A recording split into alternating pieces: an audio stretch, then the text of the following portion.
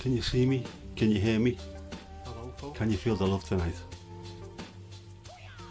And how did you manage to make your dinner without any major calamaris? Can you hear me? Can you feel the love tonight? How are we doing? And how did you manage to make your dinner without any major calamaris? Nothing got burned. Good start. Very, very good start. How are we doing? How's the sound sounding? Does the sound? Nothing got burned. Or does it sound unsound? What's the opposite of sound? Yes, you hear an echo. I thought there might be. I'm not happy with that. I don't know why it's echoing. Unsound. What's the opposite of sound? Yes, you hear an echo. I thought there might be. I'm not happy with that. I don't know why it's echoing. Unsound. What's the opposite of sound? Yes, you hear an echo. I thought there might be. I'm not happy with that. I don't know why it's echoing. Unsound. What's the opposite of sound? Yes, you hear an echo. I thought there might be. I'm not happy with that. I don't know why it's echoing.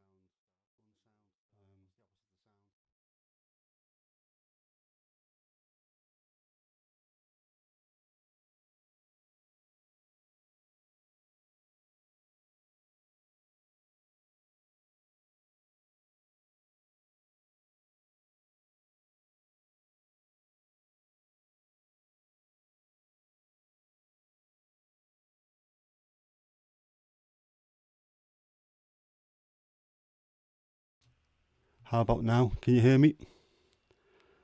And is it still echoing? It's annoying me this. I was trying to record earlier and it was causing all kinds of troubles.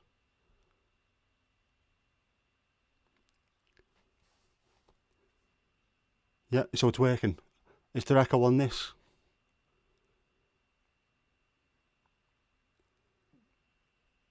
I'm normal again. I'm going to put that on the tour posters as well because I've not been called normal for a while. Let's have a look who we got.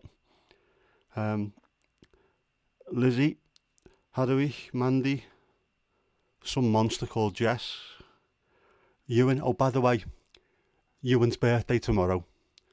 So a big shout out and a big happy birthday to Ewan. He's going to be the big 1-7. If the 1-7 can be big. Well, it is, I suppose, isn't it? The age at which you can start driving lessons. So, yeah. Who else have we got? Karina, fantastic to see you. Thank you very much for making it. Neil, cheers for coming, mate. I think that's everyone for now, isn't it? Anyway, yeah. So how's everyone doing? Are we all doing okay? We all doing fine? Are we living La Vida local? I know I am. I am absolutely exhausted today. I mean, proper exhausted. That yesterday I ended up doing twice as many steps as I normally would do. And a lot of them were the concrete K2 at Goodison Park, which is never really good. Dan, how are you doing, mate? Happy days, thank you for coming. Yeah, those steps at Goodison, I mean, it wasn't as bad as last time, but I can feel every single step today. It's absolutely killing me. It was lovely as well, even though we got beat yet again. There was people there that weren't there for the first game, and lots of handshakes, lots of people telling me that it was great to see me back. A big hug off Gary, who's a lovely fella who sits in front of me. He also at the end said, do you need anything? Do you want me to walk down in front of you to make sure you don't fall? Which I thought was absolutely lovely of him. And then I also got told to piss off because I've been there twice and we've lost twice. So I'm a bad luck charm. No worries, Daniel. It's just nice that you turn up at all. Just being here is enough in itself. And yes, Jess, I walked around Tesco because I didn't think I was getting called to pick you up. So I went and had a bit of a wander around Tesco, which is about 1,000 steps in itself. And then the fastest sperm phoned me up and said, can you come and give me a lift to Tesco? So then I had to walk around Tesco with her again because I've got a club card and I'll take the money off. And that club card, I must admit, Jess, that took quite a bit of money off for you, didn't it? Worked wonders. 30,000 steps a week in Tesco would not surprise me at all, Neil. I've only got like a very modest steps target. It's at least 2,000, hopefully 3,000 a day. And literally just going to get milk is 1,000 steps because our Tesco's that big. So yeah, but I am really feeling it today. Oh, I had to get up and give Jess and a mate a lift to work this morning. And when I got home, I put the Snoop fleece over my head and I tried to have a sleep, but I couldn't because everyone in here's a noisy bastard. But yeah, £2 off 40. A bit more than that, wasn't it, Jess? Every little helps, as Tesco keep telling us. And then they charge us a bleeding fortune for everything. How big were those waters, by the way? Did you see how big they were? Were they a gallon? Who gets a gallon of water in one bottle? Whose mouth is that big? Well, yeah, Jess, your mouth's that big, isn't it? You could probably drink them. Fine, 43 quid off, yes. Knobhead Dad just paid for it because that's what Knobhead Dad does. But you only get one kid, don't you? And if I don't treat her right, I won't get the kidney. Yeah, who buys water in bottles? The middle class. And us, unfortunately. We've always got bottles of water in the fridge. Yes, Jess, I wouldn't let you pay. See, if I do this now, if I keep paying for little tiny bits and pieces for you, when it comes to paying like £3,000 for a car, your mum can do it. Mandy, they might well do. I'll have to get working on that with these suppliers. Where on earth would you start Googling for suppliers for, merch butt plugs? Daniel, thank you very much for turning up, mate. It's always nice to see you around and lovely to feel the support. Thank you very much. I'll see you later, mate. Take it easy. Yeah, so yesterday, a lovely day spoiled by Everton, which, to be honest with you, at the age of 50, they have done that so often. But again, it was lovely just to go back and to see the old faces. Some very old faces now, and some of the kids, jeez, they were kids last time I seen them. There's a lad sat next to me. He must have been about 6 foot at the age of 12, and he's obviously now 15 or 16. He's about 6'8", massive, absolutely huge, dwarfed me. The people behind me were happy to see me as well. I'm a good guy, apparently. Remember that? I'm a good guy. Yes, I'm an old man as well, Jess. I am aware of that. Even if I wasn't, I'd still look old having you as a child, because you drain on me. Lizzie, you couldn't find a butt plug gif on a butt plug, but I can't even speak English. What's wrong with me? A butt plug gif on Instagram. I think they might be missing a trick there. But yeah, I'll have to look into the merch thing, won't I? If nothing else, Jess, I will definitely get you a The Reason the Rhyme podcast hoodie or something, because it's a good picture and you need to be repping the old man's socials. Yeah, Jess is very draining. You are 100% correct. He knows, see? He knows. Turns 17 tomorrow, he's already got the first few streaks of grey in the side of his temple. Terrible. Move on from the subject. Not a chance, Jess. Not a chance.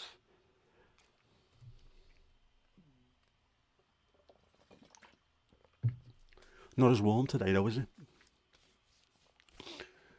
Last week I was sweating cobs. I should have been a baker really, shouldn't I? Would have made a fortune. Kirsty, how you doing? You alright? Benoit. No, I think we'll swerve that one, had we? We'll swerve that one. Yeah, so it was lovely. And my dad, again, dropped me off and picked me up. I bought him a bottle of wine again, and he said, no, you don't need to do that. I'm thinking, of course I do. It's his day off, and he's taken the best part of 4 hours out of his day just to drop me off and pick me up to make sure I can go and watch a game. So, I'm delighted with that, because he is a top fella.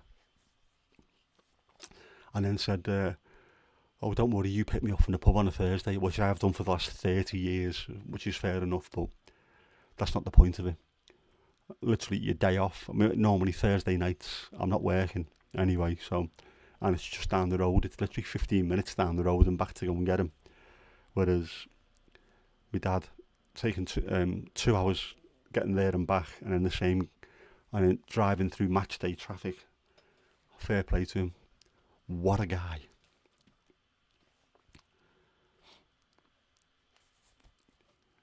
Yeah, so it's shattered today, absolutely shattered.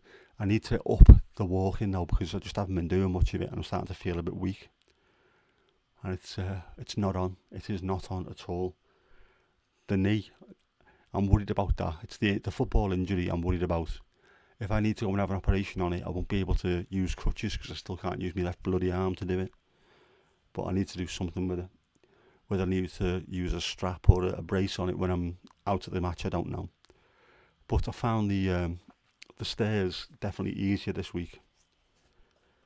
Walk to your car in the morning and pick you up. I do that every morning, Jess, without bleeding fail. I'll tell you what, I'll do that in the morning. I'll walk to my car and pick you up. You be awake when I turn up for a change. How's that? I had to ring her this morning. Right, I'm outside, and I could tell, because it took ages to answer, I could tell, and all of a sudden it was like, hello. Oh, have you just woke up, have you? I'm outside. Out in a minute. And then she walked out with all the energy of a vicar's handshake. You're helping get me steps, and you did yesterday. And it wasn't just one time, Jess. This happens regularly. Don't be lying live on... It's not even TV, is it? Don't be lying live on YouTube in front of strangers. I will get them to point at you and go, ah. Lazy little sod. Yep. Mandy was about to say hit the like, and then, of course, Botrix turned up eventually. Is that the first time he's turned up? Sometimes this chat just goes ping and then loads disappear. Neil, no problem, mate. Thanks a lot for dropping in. Good luck. Daddy duty always takes precedence over anything else at all. I am 100% with that. No problem, mate. Hiya, Steve. You alright? Oh, the cricket, yeah. Manchester Originals, my team. God, I hate the fact that they're Manchester. Why couldn't it just be Northwest? I'd have been alright then. It's horrible to have to say, come on, Manchester. It just doesn't work for me. Hate it. Bloody Manchester. I suppose, obviously, that's where Old Trafford is, but even so. Anyway, come on, Josh Butler. I have to sort that water bottle out, pissing out all over me. This is what happens when you try and tighten a bottle when you've only got one hand. Why didn't you ask your mum or dad? Because I'm a tit, that's why. Yeah. But yeah, how's everyone doing? I haven't done a video in ages, have I? Just thinking that. I've not done a video in ages. I was going to try and do one the other night when I picked Jess up. She'd been out. I tried to do one with the lightning storm, but just didn't work out at all. Got a couple of short little hyperlapse videos, but nothing showing how bad the lightning was, and it was pretty damn bad. Got back home, seen all the flashes while we sat watching the telly, me and my dad, and went and picked her up. And when I got home, I got into bed and switched everything off, and you could hear the rain absolutely bouncing off the roof. I've got a little bit of a roof over my room, and then the window. It was absolutely howling the gale as well. Sounded very rough. So it would have made for some very, very, very good video, but I couldn't do it. And it's starting to get to the point where it's not going to be warm or sunny for much longer. So I'm going to have to get out and do a little bit of a walk somewhere. And it may have to be the Botanic Gardens, which I did say I wanted to go and see, but things just happen to get in the way. This is what happens when you got a full-time job and a part-time taxi job as well. Super blue moon on Wednesday. I will have to get out and try and see if I can sort that out. I might use my actual camera, not just my phone, for that one as well. Put it on the tripod and see if I can get some decent shots.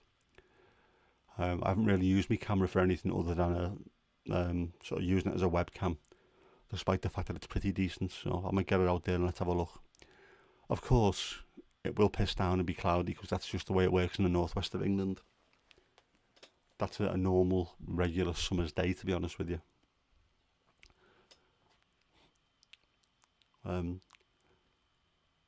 Super blue moon on Wednesday. Have we had a look what the weather's going to be like? Just quickly. I won't bother to do the weather like Spencer does because it's just going to be, it's raining. Right, the next 10 days. Today, rain. Tomorrow, mostly cloudy. And then the rest of the next 10 days, rain, rain, rain, rain, rain. Yeah, rain, rain, rain. Ooh, although Wednesday, it's not going to rain until about 3 o'clock in the morning. So, it might be alright. The blue moon doesn't mean it's actually bluish. It can be at times, but normally it isn't. It just means that it's one of its closest to the Earth during it. There's perigee and apogee, isn't there? It's one or the other. I can't remember which one now. But also at the same time on Wednesday, Saturn is at its closest point to Earth as well, and it's in conjunction with the moon. So it's, if you have a look at the moon, just to the sort of top left of it, you'll see Saturn. So if you've got even a sort of child's telescope, you should be able to see the rings because it's millions upon millions of miles closer than usual. So on Wednesday, if it's fairly cloudless, get out there and have a look. Should look fantastic. I will try and get some photos, maybe get some videos. There are 2 full moons in 1 month. Oh, I don't know. It might be. Just because the position of it, how close it is and how well lit up it is, I don't know. But it is something that we'll have to look into because it's fairly rare, apparently, this particular one. You get a blue moon, you get a super moon. It's not too often you get a super blue moon. It depends on the hangover, even. Of course. The last thing on earth you want to do with a hangover is go outside moon hunting. Definitely. What's Jess been saying? I've missed out on loads here, haven't I? Thoughts on ready salted crisps? They're a bit plain, aren't they? But they're the industry standard, really, aren't they? See, this is how old I am. Ready salted never used to be a thing. It used to come with a little blue bag of salt inside the crisps and you had to add them yourself. You're talking about apple juice now, are you? I don't trust apple juice. It looks like piss. It may well be piss. It might be apple piss. I don't know. But no, don't trust it. Do not trust apple juice. If you're going to have any kind of fruit juice, have it made from grapes and fermented. Not that I can now, obviously, but that is, yeah, alcohol-free red wine is the way to go, definitely. Especially when you've got a daughter who doesn't like to walk anywhere. She can give you a call at 1:30 in the morning and you are safe to drive, which is an absolute boon, I think. Lizzie, can you still get Salt and Shake crisps? I did not know that. Did not know that. Louise, how you doing? You alright? You're never late. I think the phrase that Daniel uses. If you're in, you're in. Doesn't matter what time you're in. The door's never closed on these streams. Yep, I didn't realise you get Salt and Shake. They used to be boss then.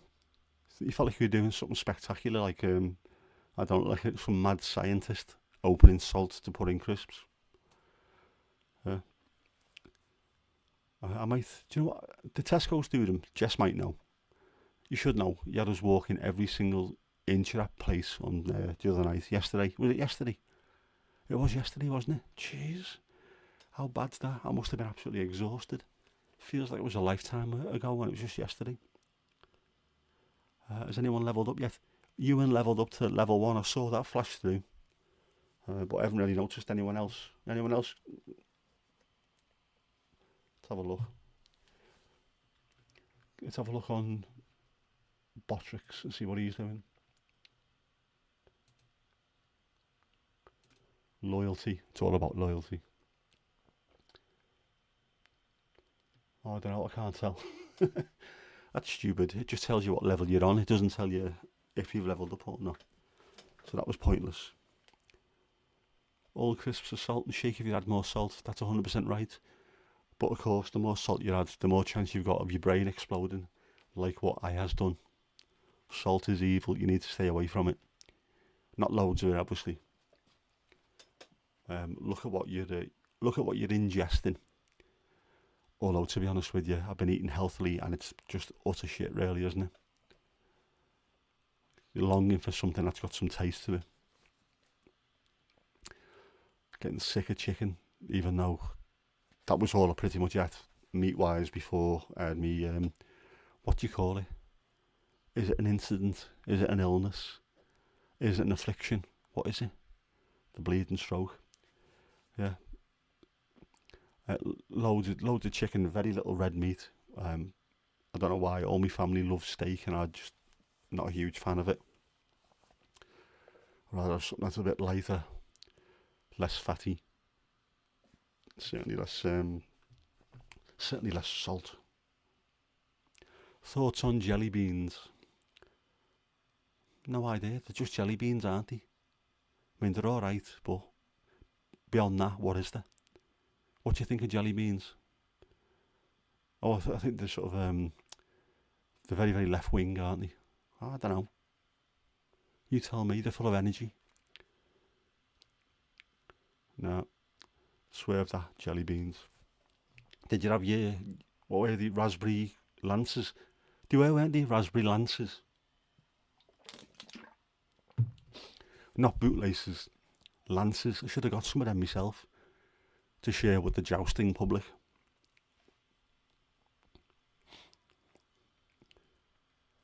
There's got to be a gap in the market, hasn't there, for some kind of proper full-on jousting lance suite. A licorice lance. There we go. That'd be massive with the myrtle and jousters. Absolutely massive. The strawberry, are they, Jess? Strawberry lances. And she's not sharing. That does not surprise me. It does not surprise me one bit. That's the what's yours is ours, what's mine is my own, isn't it? That kind of attitude won't serve you well, that young lady. I don't share my food, no thanks. Patent it, Lizzie. We might have to. The RDA might have to patent that. Licorice lances. There you go. A little side hustle. Proper licorice lances. Zoete drop. If Hadwick is still around. Zoete drop. Make some of them. They'll go a bomb, them there. You could have a little joust beforehand and then have a celebratory chow afterwards. Kirsty, don't share the jelly beans. Do you know what? This is harsh, this.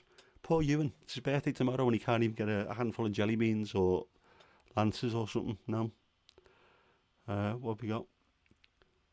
Salmiak drop and double Zoute drop is better than Zoete drop. I could never get into the licorice while I was living in the Netherlands at all. I just didn't like it. I know it's massive, and I've got a friend in Sweden as well who absolutely adores licorice. And it's never been as big over here as it is over there. Europe seems to love it. No, I didn't like that. What was the other stuff that we had? They used to have looked like little pieces of wood that were licorice. I think they were called Kali sticks in England when my mum and dad were in. They were sort of, I don't know, 8 or 9ish, so it would have been the late 50s, early 60s. But when we went to the Netherlands, they had them there, just like little twigs of wood, and you chewed them, and they had licorice in them. Absolutely vile. Licorice lances with knight's helmets full of sherbet. Lizzie, you're thinking outside the box. You're hired. Licorice root was proper twiggy. That might be the stuff then. It might just be just licorice root. Horrible. I used to hate that. And I'd come from, obviously, from the UK where confectionery is fairly famous. Everyone who has it around the world seems to love it more than anyone else's. And then went over there and I was eating twigs. Nah, you're alright. I think the Netherlands was also where I developed my hatred for twiglets. I absolutely despise twiglets, and I ate some once in school and ended up being sick, and it probably had nothing to do with it whatsoever. But whenever I smelled a twiglet, I felt like absolutely vomiting me ring up. So, not been able to look them square in the eye since. Jess has ready salted crisps and chocolate cake. That's a fairly healthy meal that you're eating there, isn't it? Did you stop off for a pizza on the way home as well, or a garlic bread like you normally do at Haroon's or Turkish Delight? I must admit I was quite jealous the other week when you got in the car. Not a huge fan of garlic bread or cheesy garlic bread, but the one you had smelled so fit, lad. It was boss. Yeah, and I had to come home and eat something bloody awful. Not good. Not good at all. Although you did offer your mate some, so fair play to you. Didn't offer me any, obviously, did you?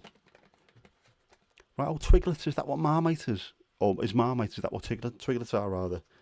No wonder I don't like it. Marmite is like licking burnt tyres. Can't stand the stuff. The same as whiskey.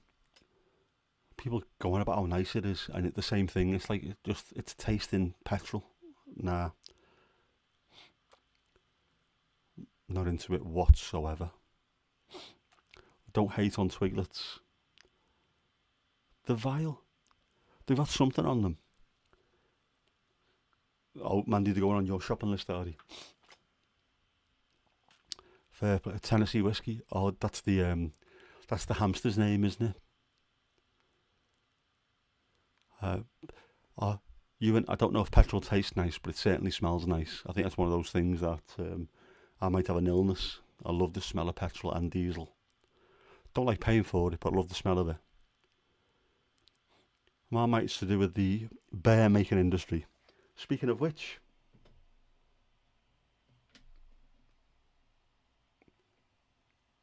Kippers Corner. Kippers kicks ass. Here we go. Parents are warned after cracking eggs on toddlers' heads in a TikTok trend. Videos with the hashtag egg prank on TikTok have been viewed more than 670 million times, despite some leaving young children crying or looking upset. I am not surprised. Kipper said parents stop being dicks for clout, and I think he's 100% right with that.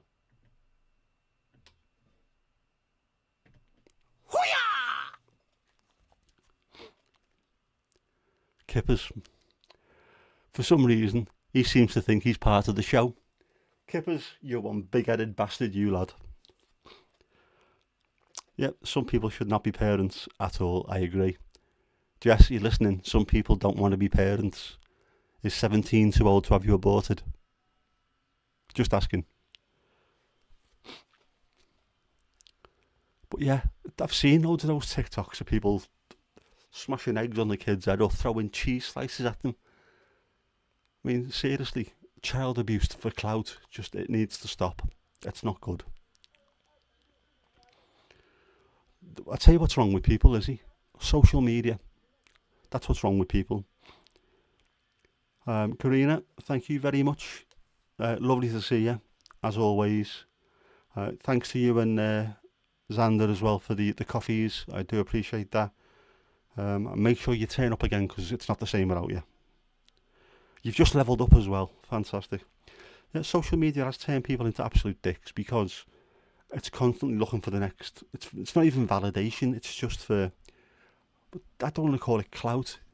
For likes. I mean, all right, I'm on YouTube. So the more likes I get and the more views I get, the better. But it's not about that. It's about the interaction. I love the community. I love the fact that I can say what I feel like and put it out there. But it's not just get clicks at any sort of for any reason whatsoever. Acting a knob just so you can get a few clicks here, there, and everywhere. People just they tend to lose their mind. What was I watching? There's a YouTube video about stupid things people have done online. There's loads of them, obviously. But the bird box challenge, wasn't it? With the you put a blindfold on and then do something normal, and someone did it while driving a car and ended up writing the car off and almost killing someone, just for clout on the internet.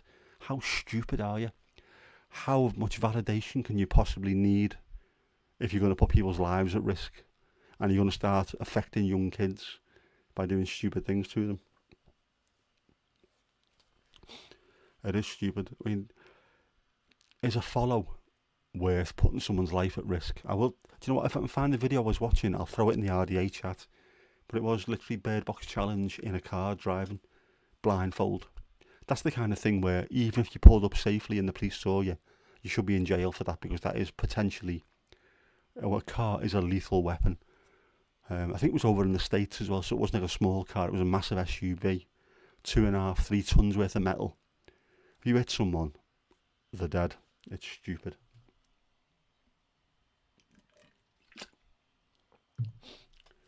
Oh, so Ewan's given up on the jelly beans. I don't blame you, mate. She's not willing to share. Sharing's caring. She's not willing to share, she doesn't care. Jess, I'm disgusted with you. Absolutely disgusted. Share the beans, man. It's all about the beans, man. Share the beans, fam. Bot's cheating again. Mandy, the bot's not really cheating. It's trying to drag other people along. Look, I'm doing it. You come along too. It's just about, it's keeping the chat moving. It's keeping it going. It's just throwing a little bit of a spanner in the works and letting people, you're feeling angry. Well, chat, get in there, do something about it. Go ahead, Botrix, lad. The bot doesn't need to cheat, by the way, because I have the power. I can add and take away points and levels wherever I feel like. So if I need to, I can go and give Botrix level 1 million and a trillion points.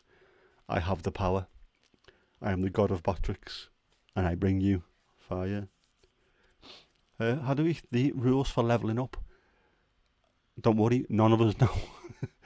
Just you need to talk in the chat, and eventually it'll say, right, thank you, and give you a couple of points or something. It's bizarre. Ewan pipe down, where's your spanner? You don't see it. Oh, Jess is now throwing the ban hammer around. Disgraceful. Yeah, do you know what? You're right, Mandy. You are doing fine without bot's help. You don't need the bot. It's only people who are insecure little man babies like me who need the bot for that little bit of help. I've been on the Discord for Botrix, and it makes no bleeding sense whatsoever. You can put in there anything that you see on the homepage, and then there's loads of questions and answers, and the answers are always the same. Put a screenshot, and then at the end of it, there's no reply. It's ridiculous. So I've got no idea what it does. Just occasionally it'll pop up in the chat, you've leveled up. Everyone's on 5 points. Doesn't go to 10 points or 15, just 5. And then it eventually goes, yeah, next level. It is bizarre. I did look earlier on though, there's little mini games and you can bet your points to see if you can earn more points. But what's the point? Hang on now. Yes, Hadouy and Lizzie, you're not precisely a quiet group. You're always chatting. That's one of the best things about it. You go on other people's streams and you can see people talking to the host or trying to ingratiate themselves with the host, or trying to make funny quips like I do it all the time with Dan, just trying to make stupid bleeding jokes. The best thing about here and Dan's streams, you're all just chatting to each other as well.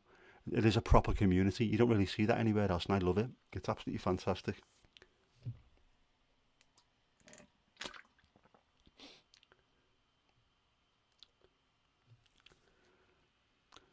Spanner for your birthday? Oh, we'll have to think about that. With great power comes great responsibility. Are you ready for that responsibility, Ewan? Are you ready for that? Are you? I only gave Jess the spanner to shut her up because you know what she's like. She could give a paracetamol a headache, that girl. Genuinely. He's not not ready for it. Are you all ready for this? It's a huge responsibility. You've got the power of the chat within you. You are far more responsible than my daughter, without a shadow of a doubt. I absolutely agree with that. Yeah, and it's his birthday tomorrow, Ewan's birthday. Daughters, Yeah, one. One's enough. One is more than enough. I don't know how people manage to have more than one child. I can only assume they have normal children rather than the space cadet that I've got. So it can't be. Yeah, Mandy, only special people get spanners. Ah, Mandy, you are special. You're always here. Never ever miss out anything. You're always here constantly. Um, I really don't know my old dad. See, Ewan's right there. He'd be too scared to have any more kids if he had one like you. I was. I mean, I was all for having a five-a-side team of lads. A little tribe of Ashcrofts, and then you came along and I got scared. I didn't like it.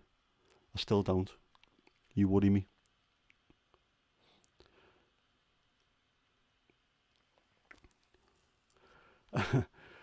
It's mostly my DNA, so who's to blame, really? It's not just mostly my DNA, Jess. It's everyone's, mine, your mum's, and whoever the sentient being that brought you from space. We all played our part. You weren't actually born, like I said. You were developed in a lab. But yeah, I blame your mum. Must be your mum. It's got to be her fault. Can't be me. Couldn't possibly be me, could it? Who's responsible for you? That stupid loudmouth who never shuts up doing stupid accents and voices. No, hang on a second. That is me, isn't it? That's exactly me. It's funny. Nick has one child, had a week, just one. Don't want any more. In fact, I don't even want one, but here we are. I'm stuck with her. You're nowhere near like your mum. It's all me. Well, no, you're not. You're not that much like your mum. But you are as well. But unfortunately, you do take after me with the stupid voices and the accents and telling jokes constantly. And to be honest with you, you should be thankful for that. Because at least you're not boring. Loads of people are really boring. They just haven't got anything about them whatsoever. At least you can have a laugh. Mandy, your mum wanted 4 and stopped after you. Yep. What happened? Was there a crack of thunder and the sky split in two? And then Mandy was born. It's like, gone. Jess, you are 5% mum, 95% me. Well, be thankful you got the 5% pretty off your mum. Be very thankful for that one.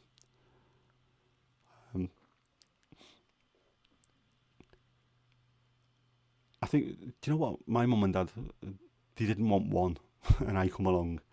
Then they wanted 2, and it took them ages until my sister was born. At which point I didn't think they wanted 2 at that point either. My sister, she was born in Middlesbrough. My mum, my dad and me were all born in the same hospital in Liverpool. And then my sister was born in Cleveland Maternity Hospital in Middlesbrough. So she's an uber wool. That's not even like close wool. Not like Jess, she's an Ormskirk wool. Our Amy's full on borough wool. Yorkshire, that isn't it? North Yorkshire. Well, Cleveland is the metropolitan place. But yeah, when you get perfection, you keep trying. Why keep trying?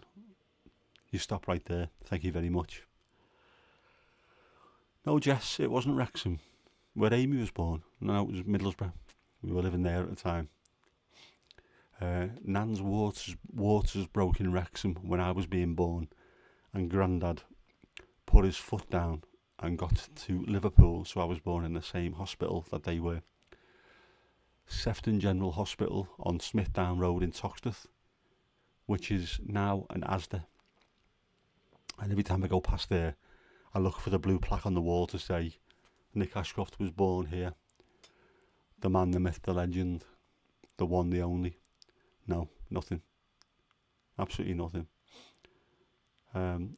Jess, you are a wool. You are a full-on, proper wool. You are from Ormskirk.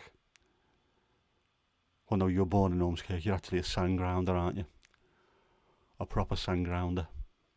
That's what people from Southport are called, by the way, to the uninitiated sand grounders. Because if you come here, you will notice not only have we got the biggest beach in the world, because the sea never comes in, it's like the Sahara Desert. We also have loads and loads of sand dunes up and down the front. Or meals, as they used to be called. That's why there's loads of places called Meals Cop, Argamel's. Meals is that old word for it. It's lovely though. You should come here. I was thinking again about this when was it? Sometime this week, just gone by. I think I was giving Jess a lift because that's all I seem to do these days, and it was lovely. I think the sun was out. It just seemed a really lovely. It was a good. Actually, it was a good morning. I remember that now. Lovely morning. Dropped the mate off. The sun was shining on the fair, and it was lovely. About 2 hours later, it was pissing down with rain, obviously, because we're in the northwest. But it was lovely. I thought the whole town looked great. About 10 o'clock in the morning, warm. People are milling round. Fantastic. Definitely come to Southport, and if you do, go to Pleasureland. And Jess, tell Wes and Laurel that I've been repping the place on YouTube. Just trying to make sure that, keeping it real. Come on the bot, hurry up. Yes, let's have a look. I'll refresh the Botrix online. Where are we? Has anyone moved up? No. Oh, hang on, no. The points have gone up. I had a little play earlier on, and I don't know how it's happened, but some people are on 55 points now. All different levels, but 55s and 5s. So something I've done has worked. I don't know how many points it goes up to. Does it go to 100? We'll find out. We'll have to find out. I have absolutely hammered YouTube looking for what does Botrix do, and every video I've found has just been how to use Botrix with Kick. And I know the likes of Kick and Twitch. There's loads of stuff about points and leveling up and being able to control parts of people's streams. So, like gaming streams, what they'll do is if they play Call of Duty, they'll say if you get a certain amount of points or you pay money on the stream, like super chats or whatever they call them over there, bits, X amount of them, you can decide how we play the next game. So Call of Duty, they might say, well, I've paid you X amount of money, play it with just a knife, no guns, just a knife.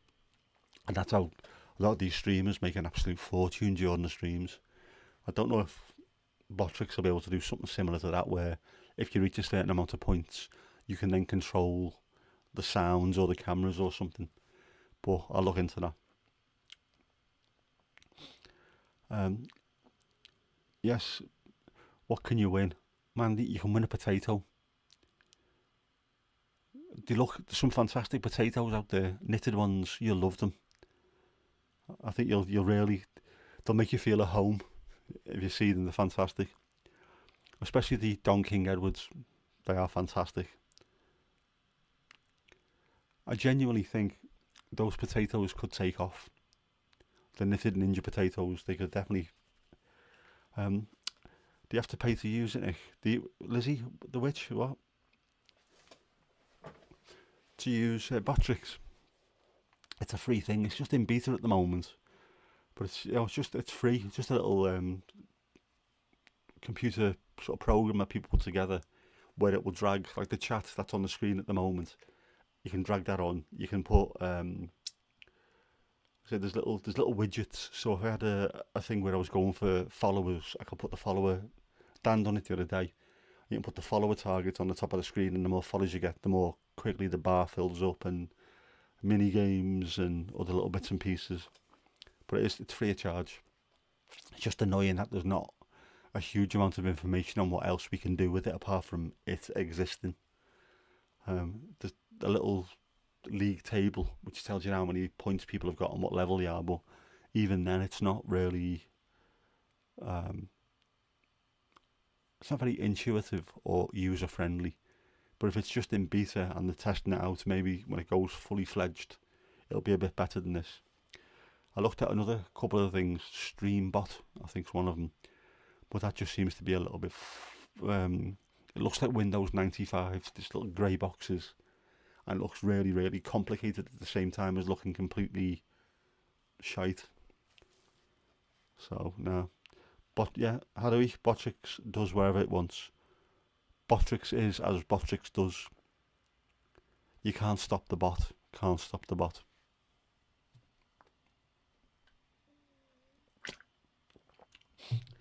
It is a law until itself. You are absolutely right, Lizzie. 100%. Just does what it feels like. I reckon it's punk, you know. It may have favourites, Kirsty. It might do. It might well do. I don't know. I just tickle its chin and set it free, and it goes and does what it feels like. But it does seem to do what it feels like when it feels like. It's ridiculous. I reckon it's punk.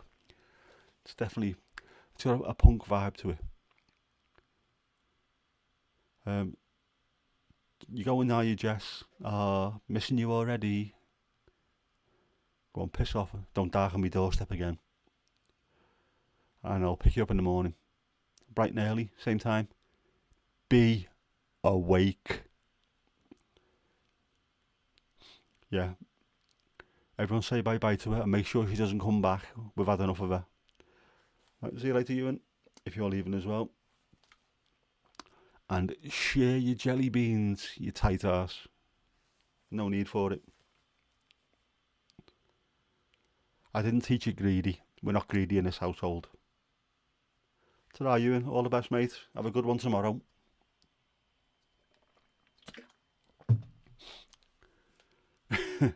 Good. Make sure you do. Otherwise, I'll be banging on the doer at about 9:45 in the morning.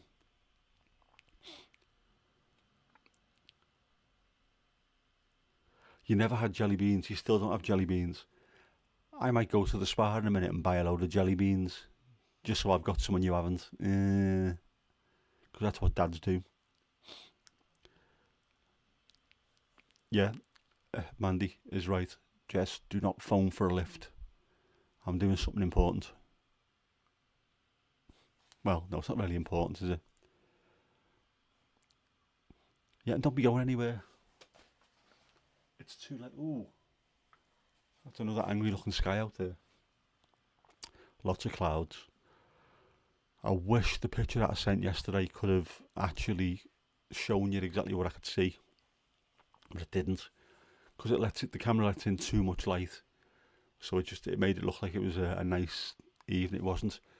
The sky was almost burgundy. It was really smoky. Clouds looked mental. Looked lovely, and it looked dangerous. And then a bit later on, there was more lightning.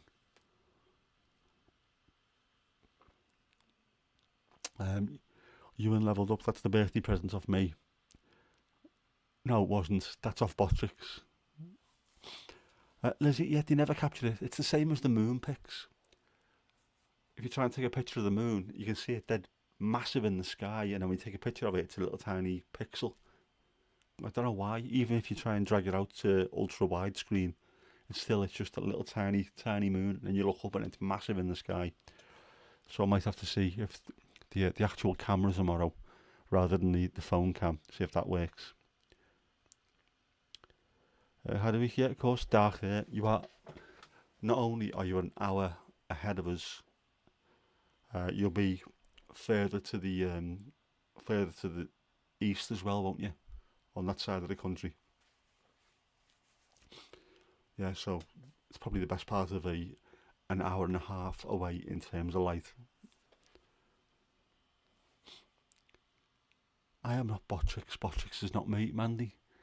That is a scurrilous rumour. It's not. It's a sentient being. It's AI. Am I pointing in the right direction? Do you know what I am? Yeah. North, east, south, el oeste. That's where the sun goes down. That's el norte. Why? How could I do that? How do I know where north is? Just automatically, I know off the top of my head, north's that way. Apart from the fact that the sun always rises on the back of the house, and then after midday, down here, it is absolutely repulsively hot. Horribly hot. Sunset's 2034 over in Nederland. Where are we today? But you know what? It's probably the same today for us as well, you know. Sunset, 2015 it is, 8:15. Which was, yes, 6 minutes ago. Yeah, it looks like it actually. The clouds are being sort of illuminated from underneath. So you never know, we might get to see some noctilucent clouds, if there's any up there. Sod off, Botrix. Louise, it will be your turn. Botrix is an equal opportunity point giver.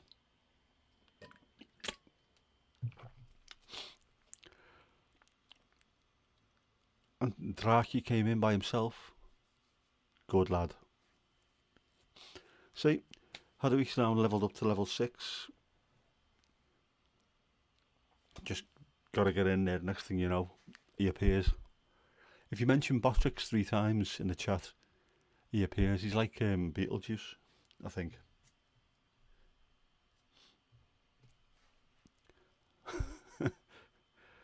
Kirsty's trying to hack the Matrix or hack the Botrix there. Let me know if it works. I'd love to know how it works. Literally, if you go on any website for anything like this, there'll be an FAQ or a how-to or something. With this, there's a get support, and when you click on it, it takes you to the Discord, and it's just chaos and bedlam. People talking about how wonderful it is with absolutely no idea on how it works. But to be fair, I think the chat on the screen looks okay, so I don't mind that. I could make it look different. It could be a blank, like Daniel tried to do with the black background, different text and what have you, but I quite liked how it looks.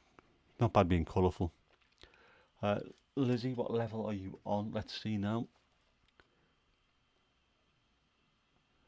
At the moment, Mandy, Lizzie and Hadouich are all on level 6 with 95 points.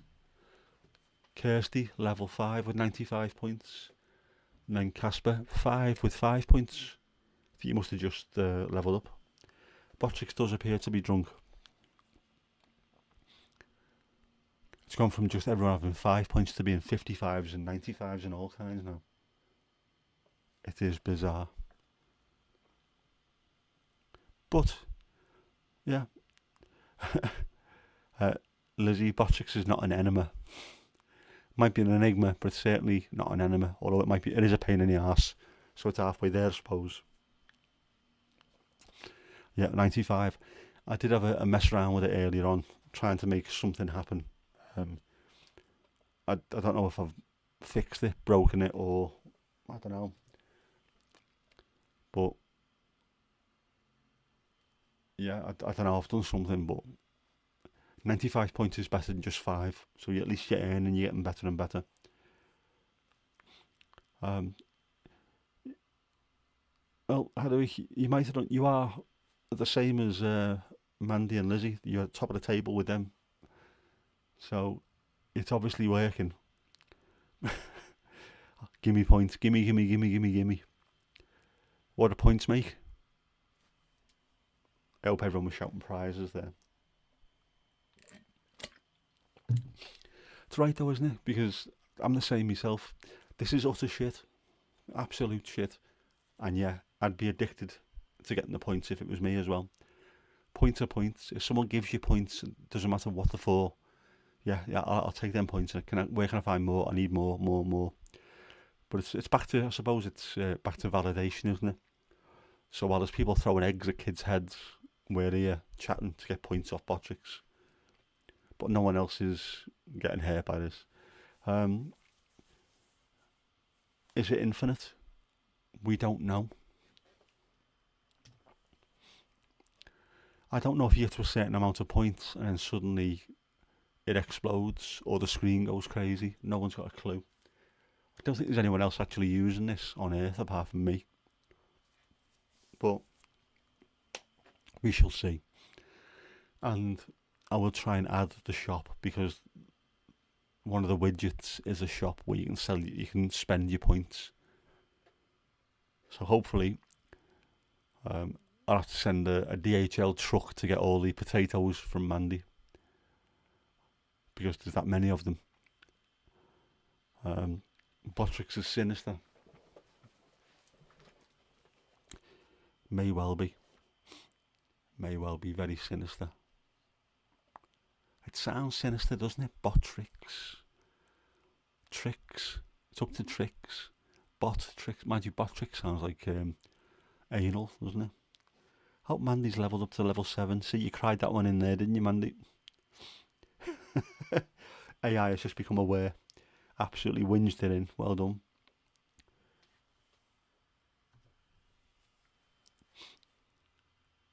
Yep, you are now out in the lead. Level 7 with 95 points. Why doesn't it drop you down to 5 again? It is so strange. If I find a better version, I will find a better version. But I will also, if I do that, if I find a better version of this or something that does the same job, you will all get your points taken forward. I will make sure of that. We are back to butt plugs. We are. Is anyone else out there, any other people that you follow in chats and what have you, anyone else being asked to have butt plug merch? Or is it just me? Do I attract this? Is this what it is? Yes, Kirsty, Adawi, you need to, and Lizzie, yeah, you need to get up there and start catching Mandy. We're going for the title here, you know. You're all in a Champions League position at the moment, but you need to get more points. Yeah, Lizzie missed last week, so you missed out on some points. But to be fair, you were knackered last week, so everyone's going to have days like that where you can't turn up, and there'll be times when it's me who doesn't turn up and just be sat talking to each other looking at an empty chair, maybe with the vibrating thing on it. And by the way, I bought a vibrator.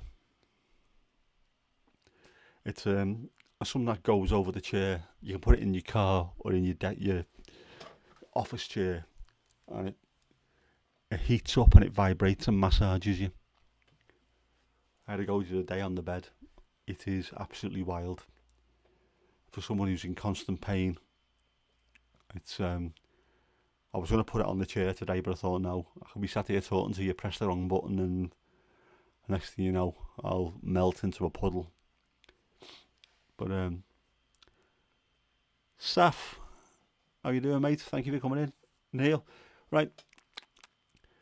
What this is, I've got something called Botrix, which you might occasionally see a little yellow sign saying people have leveled up. It's a loyalty system for the chat, like a league table. The more you chat in the chat, the higher up, the more points you get, the more levels you get. At the moment, Mandy's top of the table, followed by Lizzie, Hadwick and Kirsty, all pushing for a Champions League place. It becomes slightly addictive. Once we start handing out points, everyone wants them. But everyone's doing well. Saf, you didn't miss anything, mate. My daughter was here. Thankfully, we saw her off before she became too much of a pain. Yeah, Mandy's the most chatty so far, as always.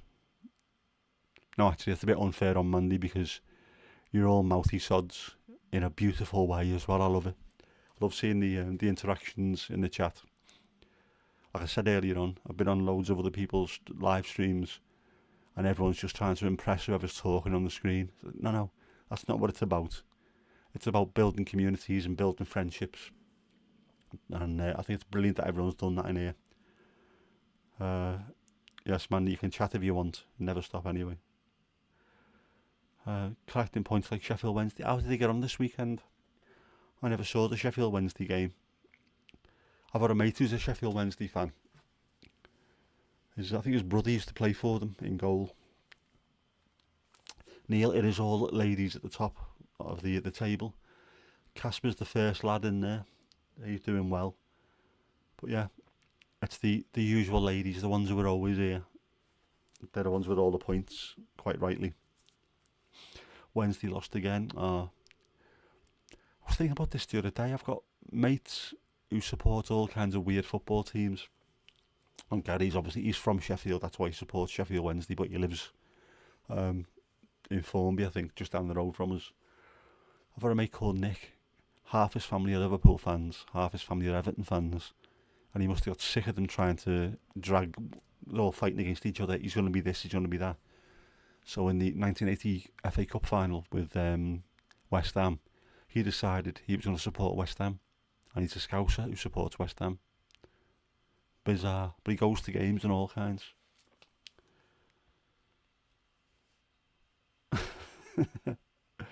Saucer of milk for Neil. Yes. Had your claws sharpened, Tabitha. Both your South African and English teams are playing poorly. Is it Luton, your English team? Is that what I've seen in the chat? And who's your South African team?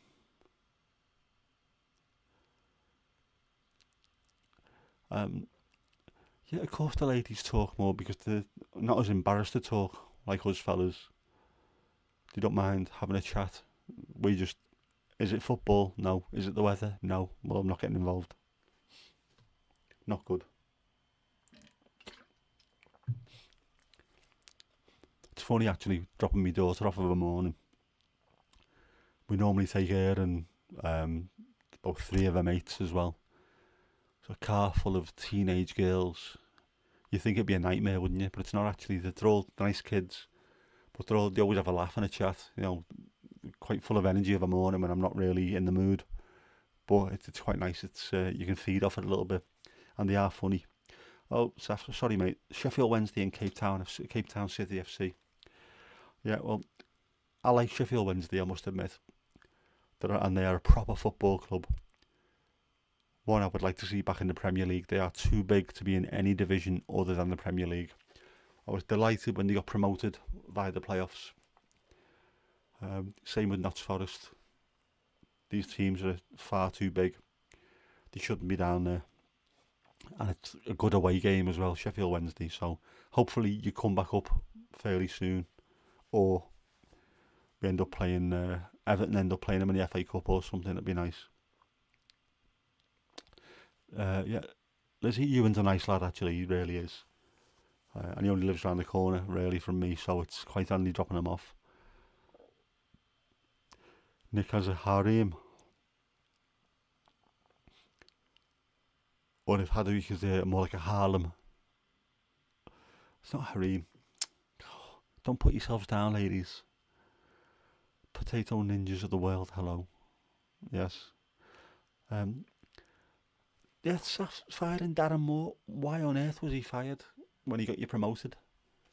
The man looked to be an absolute genius. Proper man motivator.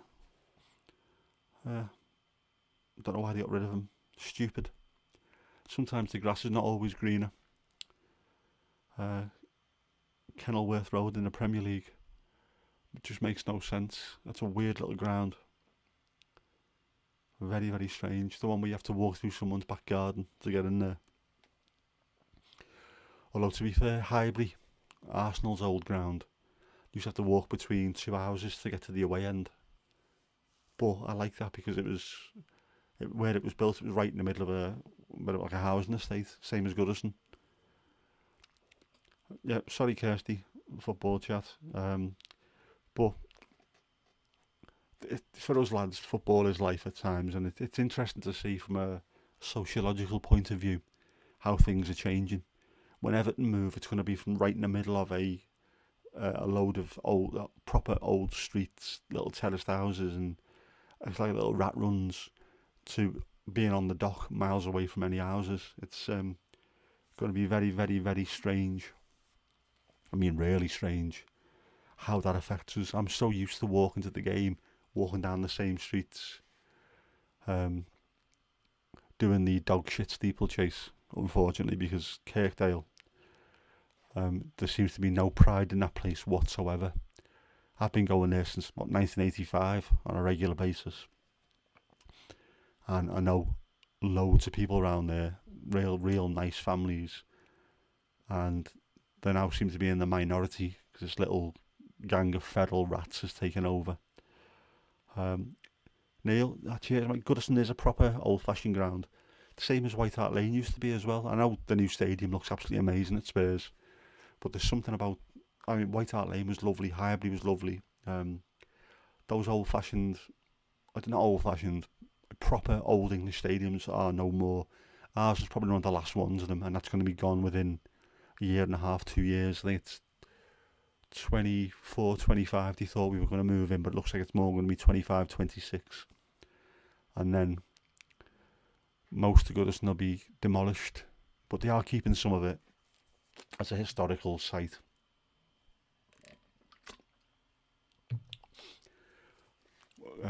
Thankfully, because Kirkdale is such a rundown area, there's nothing there at all apart from the football, and that's only seasonal. You know, you get 9 months of it, and you get that 1 week in 2. So the pubs are great. The pubs are always busy. Probably the cafes and what have you do quite well on those games. But when there's no game on, there's nothing.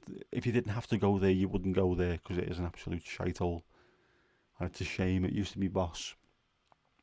We used to drink in a pub, the Medlock on Rumford Road, just a little bit away from the stadium. Just enough away that you didn't really have too many people passing by who didn't know where it was. And we got to know all the people that are in there, all the locals, say all the families. You're watching people bringing young kids in, and then eventually those kids ended up having a pint with you because they're old enough. But all that's gone. It is just little feral rats, North Face ninjas on mountain bikes dressed all in black or on the back of scooters and trials bikes carrying guns and shooting each other because they all live in different streets. Why did you kill that person? He lives in a different street. Marvellous. Isn't that a wonderful reason to take someone's life? Absolute dickheads. Sorry, Lizzie, yes, just a quick soapbox moment there. You know what I'm like when I get going. Don't bring Ed Piss and Sheeran into it, otherwise I'll never stop. We can't ban football. If we banned football, I wouldn't be here. Mandy, do any of you ladies knit? Does anyone else knit? Are we trying to start a commune, are we? A knitting commune. Oh, they are evil looking clouds out there. The non-football people, what random things you talk about?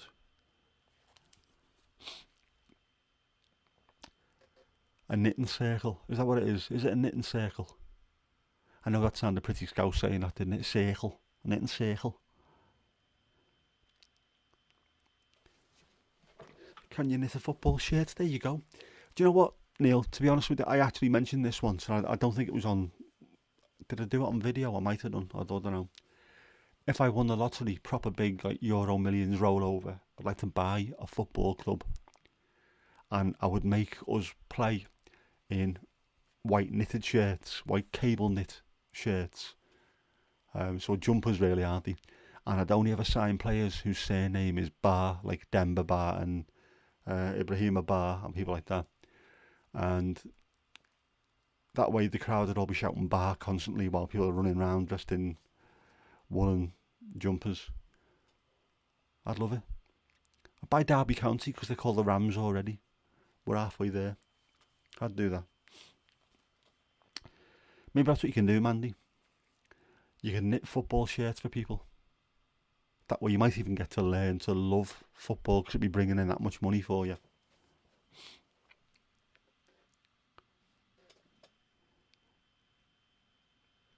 How do I just mess around in the garden. It's not really messing around in the garden. I haven't seen what you put on the chat on RDA. It's like doing a full-time job out there. Arts and crafts, yes, Mandy. Arts and crafts. I'm all for that. Sky Arts is good for weird stuff like that. Is it the BBC as well? Where's the one that's got Bill Bailey on it? Craftsmaster.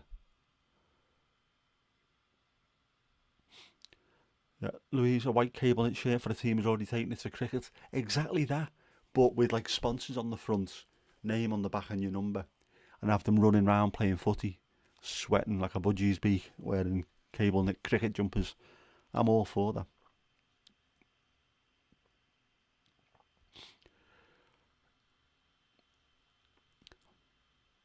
And he tried to knit a shawl for your stuffed fox. Does it get cold? Yeah, Sky Arts is amazing. Lizzie, it used to be amazing. I think Sky Arts and BBC Four have tailed off a little bit for me. I know the BBC seems to be doing it deliberately because they don't like the idea of people getting intelligent and asking questions. So they pull back on the educational material and keep putting utter rubbish on there. And I hate that because it used to be great. Sky Arts, that used to be fantastic. And it does occasionally throw something really good on as well. I'd rather be watching stuff like that. Whereas today, I've been watching loads of airplane crash stuff, which is, I know it's a weird kink, I suppose, isn't it? But I do like air crash investigation and plane crash revealed and what have you. There was one of the crashes was in the Netherlands, funnily enough, and obviously most people speak better English than we do, so they're all speaking English apart from one fella who couldn't or didn't want to. Obviously, didn't want to say something and be misrepresented by his words, so he was talking Dutch, and Duolingo must be working because I was just understanding more and more of what he was saying. Oh, hello, Mandy, level 7, 135 points. Lizzie, level 7, 135 points. Hedwig, level 6, 135 points. It's all going up. There was no skill padding, but there's loads of ambulances. Ziekenwagen. Brandweerwagen. Stuff like that. I was watching it last night as well, so I don't know why it was on all day today. It must be one of those things of a weekend we'll just bombard you with the same shows over and over again, but I take great solace in watching Air Crash Investigation. Politiewagen, yeah. Loads of them. But I find if I watch Air Crash Investigation and 200 people lost their lives, it's a horrible thing. But at the end of it, well, this happened and this happened, and now we've changed it, so it'll never happen again. So they'll never bring those bodies back, those lives won't come back. But if it means you learn a lesson and other people don't have to suffer in the future, at least there's a positive side to the story. I mean, it's horrible. Was it Bielma? It was a Turkish airline. It wasn't the one that flew into the building by Amsterdam. It was the Turkish Airlines that landed a bit too early, and the plane broke up.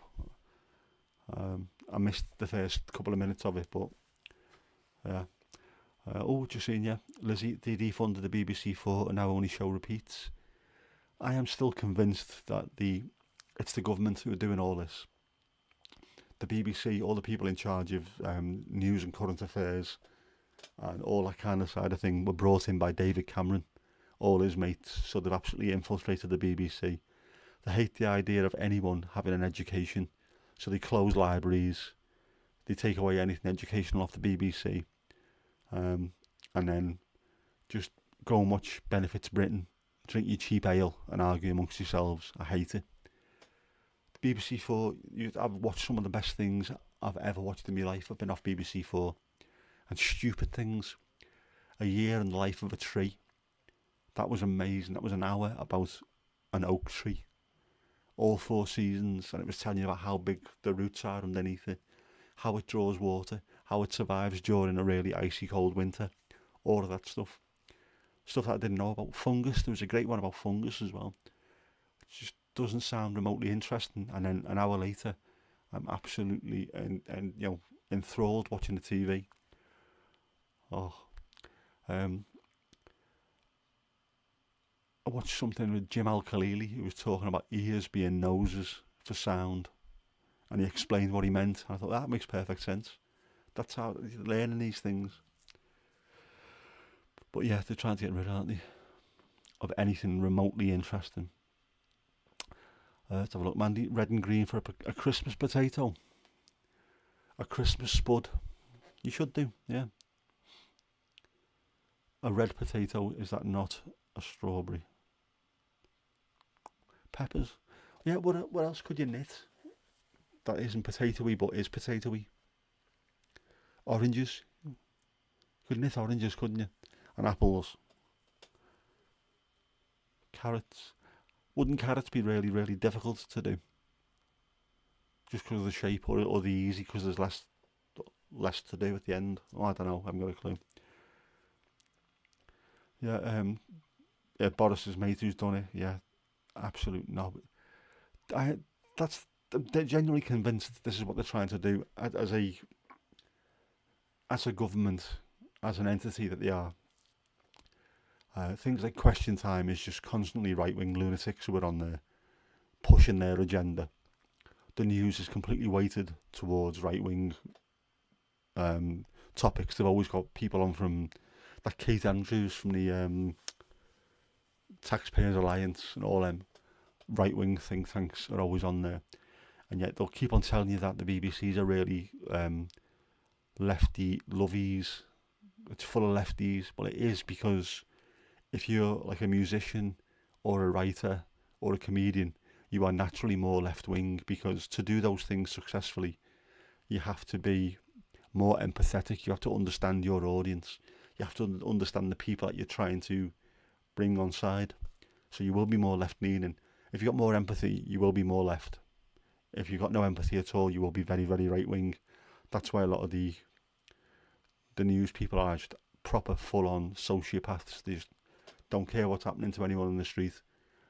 Freeze to death, starve to death, doesn't matter, as long as the corporations keep on making their money. Soapbox. Let's have it. Solidarity. Yeah. Louise, who's just resigned and blasted Rishi. That's Mad Nad's Nadine Dorries. She's from Liverpool. A Tory from Liverpool. She's from Breck Road and keeps telling people that she's from... Now, if you've ever been to Liverpool, especially if you've been to Breck Road, it is full of absolute lunatics. It's full of smackheads. The people who live there have got nothing. For her to then suddenly become a conservative after living in that place, I've got no idea how she's managed it. And then to go and work for a party whose raison d'etre is to make things worse for the majority of people in the country. No, sorry. We don't do Scouse Tories. And if you are, you don't last long here. That's why you pissed off to Mid-Bedfordshire. And unfortunately, I live in the one place that's got a Tory MP in the whole of Merseyside. But I don't think he'll be here for much longer, because even the rich people in Southport have had enough of him and them shower of bastards. So hopefully next time they will be gone. Cannot wait for it. You see him all the time as well. He's from Preston, so he's got nothing to do with Southport, but he has tried to ingratiate himself recently with the locals. You see him in Tesco pretending that he shops. Just goes there once a week and gets a bag full of stuff, and then gets a car out to deliver all kinds of oysters and champagne, I would have thought. He's a proper tit. The sooner he goes, the better. That when he saw me outside the voting place, the church where we go to our voting. Thank you for voting. I never voted for you, you knobhead. Why would I vote for you? I'm from Liverpool, I'm a civil servant. My granddad was a docker. Not a chance I'm voting for you. Right, so she was going to be a Labour MP, but Thatcher brought in the right to buy, which is just... all that's done is we've got an entire subsection of landlords now, the landlord class, who work really hard for their money. by fleecing people. Fuckers. If it's a council house, it should be for council people. You shouldn't be allowed to buy it and then flog it on. There should be something in the contract. When you buy it, it's yours. Keep it or pass it on to your kids, but you're not selling it. And if you do sell it for a massive inflated margin, then capital gains tax, we're taking it back off you. And you're not allowed to rent it out either. Shouldn't be allowed. And while we're talking about houses, I mentioned this to my niece and her boyfriend. I picked him up from the airport on Thursday. My niece's boyfriend is from Poland originally. He moved over here when he was, I think he said he was 10. So he'd gone back to see his family. And I picked him up. And the conversation in the car on the way home was really interesting. It veered from kebabs to Nazis. So I was in my element. I loved it. Talking to two young people about proper issues. Because we all love kebabs and we all hate Nazis. So it was fantastic. But yeah, they moved into he's moved with his family into a new build just round the corner from where we are on the estate. This is a new build, but it's a slightly bigger new build because it's from 1999. These houses now that they're building are getting smaller and smaller. At the same time, the average height and the average size of a human is getting bigger and bigger. So while we're getting bigger, the houses are getting smaller. Why? It used to be, I think when I was growing up, the average height of a man was about 5'9", 5'10". I'm sure it's 5'11" or 6 foot now, isn't it? Or it's something like that. It's gone up a couple of inches. So if we're all getting bigger, why the houses are getting smaller? And why did they even put garages on houses? My dad's got a Mini. You couldn't fit a Mini in the garage. It's there for tools now, I'm convinced. It's not for cars. It's just for keeping your tools in, keeping your ladder. Put your bike in there. Put the hose pipe in there. There's no way on earth you're going to fit any kind of car. Certainly couldn't fit mine in. Just checking to see if it's still there. And I haven't left the light on. I keep leaving the parking light on.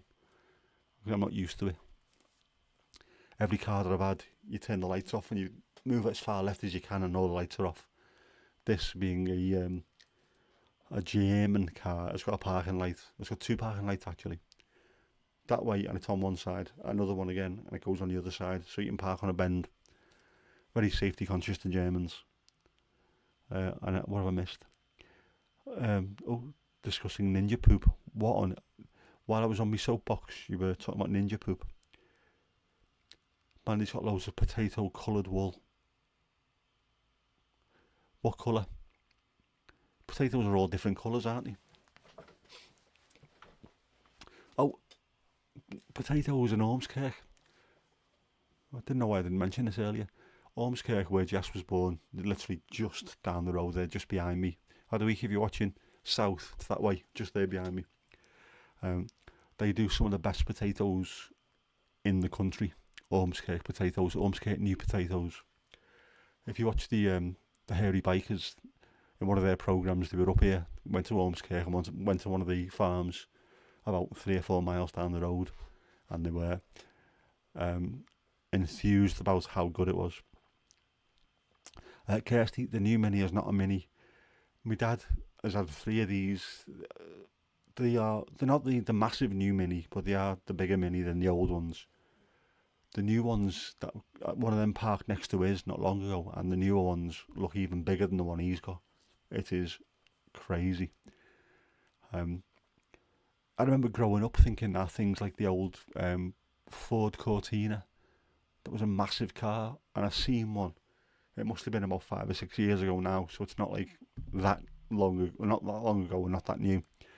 And it looked tiny. There was a couple of super minis, we'd call them, like the Mini or a Ford Fiesta or something, and they were massive compared to the Ford Cortina.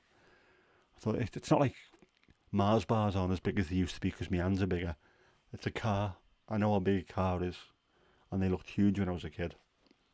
Not anymore. We're getting like America that way, aren't we? Where just the cars are going to get absolutely huge to the point where we're going to have to rebuild the entire road network.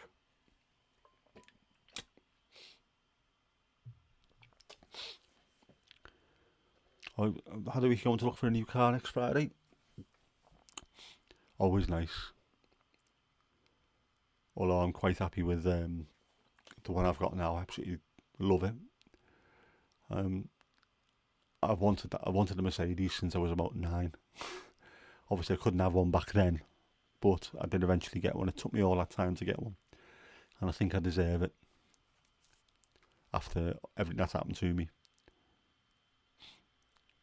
But yeah, good luck with that. They do get all kinds of age issues as well, don't they? Unfortunately, I suppose it's because of the way we make cars these days. They are so complicated with all the little extras and the things that make things good. Whether it's Bluetooth and sat nav and cruise control, but the more that's on a car, the more there is to go wrong. Which is why people are going back to classic cars, which are just really basic, stripped out, simple. And as long as you've got a little bit of mechanical know-how, you can keep going for the rest of your life. It's fantastic. I wouldn't mind a classic car as a second one. Something old, but got a bit of personality to it. Bit like myself.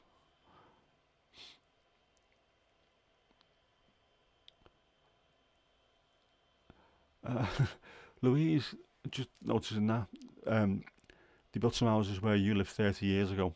One of them had to have a conservatory built just to get a 3-piece suite in. The house that we live in was built in 1999. Conservatory on it. This room that I'm in now was originally a garage. What they did is they could only have X amount of 3-bedroom, X amount of 4-bedrooms, etc.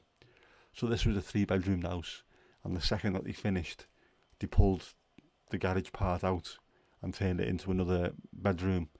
But it's still garagey shape. It's long. It's not overly massive, but it's the biggest bedroom in the house by a distance. But it's freezing cold during the winter. Absolutely frabs, to the point where you'll see me when I'm on streams during the winter. You'll see me with me Ushanka hat and me coat on and all kinds of stuff. But yeah, that's the houses around here are pretty much the same, built at the same time. Conservatories, everything comes in through the conservatory because you can't get them into the front door. They are tiny, and they're really cheaply built. You're supposed to give them a year or so, aren't you, to settle down before people really move into them. No, getting people in now, and there's cracks in ceilings. There's things going explodey. Yeah, not good. Dacia Jogger. Isn't that one of the most not one of the most popular cars? I think it's one of the most highly rated cars by especially the UK sort of car markets or the UK car people. They absolutely love that Dacia Jogger. They look good then. The Mercedes wasn't in my price range either. It's only a cheap one. It's about 18 years old. Very, very second hand. But it's nice to drive. Nice to be in. I always keep my cars clean inside. They smell nice. They're not dirty. But that's lovely, just being in there. And it's nice parking up on the beach. Where sometimes when I take me hyperlapse of the sunsets and what have you. I like them. It's nice. It's a nice little place to be in. And my daughter's not embarrassed when I pick her up. Apart from the first time when she saw the fact that I had a personalised licence plate. But I don't care. I turned 50. I'm allowed to have a midlife crisis rather. Lizzie, get one for Tom. You will do. You will do. Definitely. Saf, an MG Roadster. I would love to be, but I think I'm too big for one of them. Unfortunately, I'm 6'4", 1.93 meters. I've got very, very long legs, so I don't think I'll be able to fit in one. Unfortunately, there's a lot of cars that I can't really fit in, and yet my dad's Mini I can do. So you're right there, Lizzie. Absolutely. Yeah, no central locking, no electric windows. Those cars without as much to go wrong tend to last longer. As long as you look after them, don't do anything stupid, don't go rallying them or have you. They'll last forever. Just got to keep on top of them. Um, Thankfully, mine has got full service history, so touch wood, I'm hoping it's been looked after. And if I can keep it going for the next 4 or 5 years, I should be in a position where I can then go out and buy possibly a new one, like a brand new one. I don't know, I might be able to, but we'll get there eventually.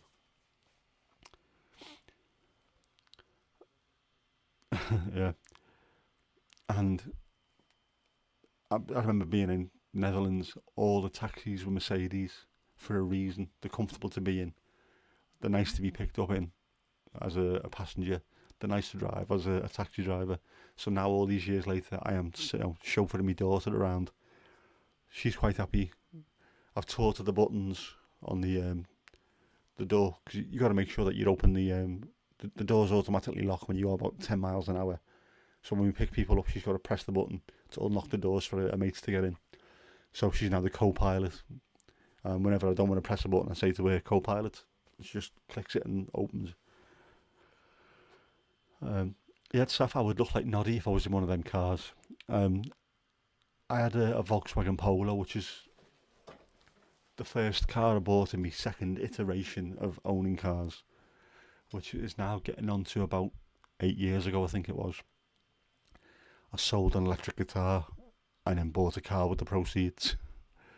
And it was lovely.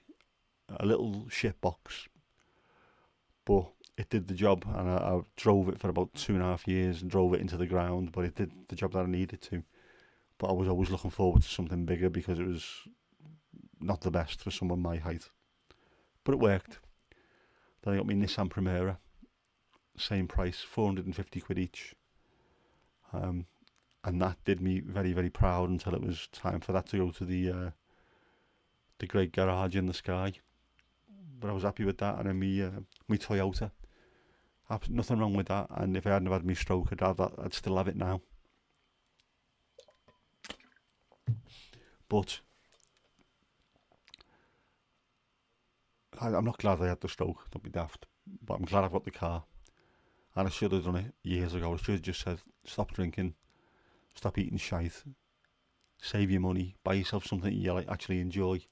And I could have been healthy and still riding around like a lunatic. Yeah, the bot. How do you write the bot? Begging for likes all the time. There's no need for it. It's not me doing this, by the way. It's the bot. The bot wrote that itself. I never put that in. Honest. People are up to 175 points now. We're doing well. We are doing well. Everyone's doing really well. I'm proud of you all. I really am. Loads of chat. Lizzie, your car smells like teenager. I don't know where to go with that. There's several teenage scents. If it's one particular one that you need to go and sell it or bin it or throw it in the skip or something.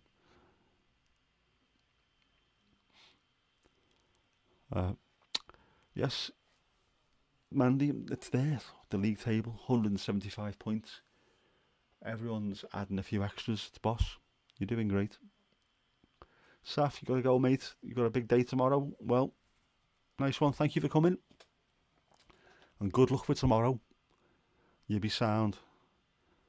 Yep.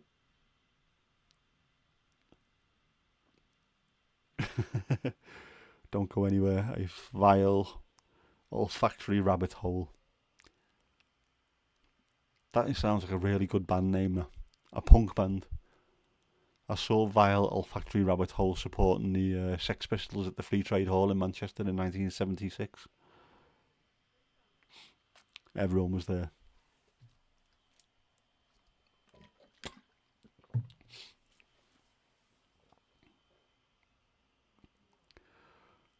Yeah. What does it make cars smell like? Teen boys? There must be something. What? Get Febreze. By the way, anyone who's got a car,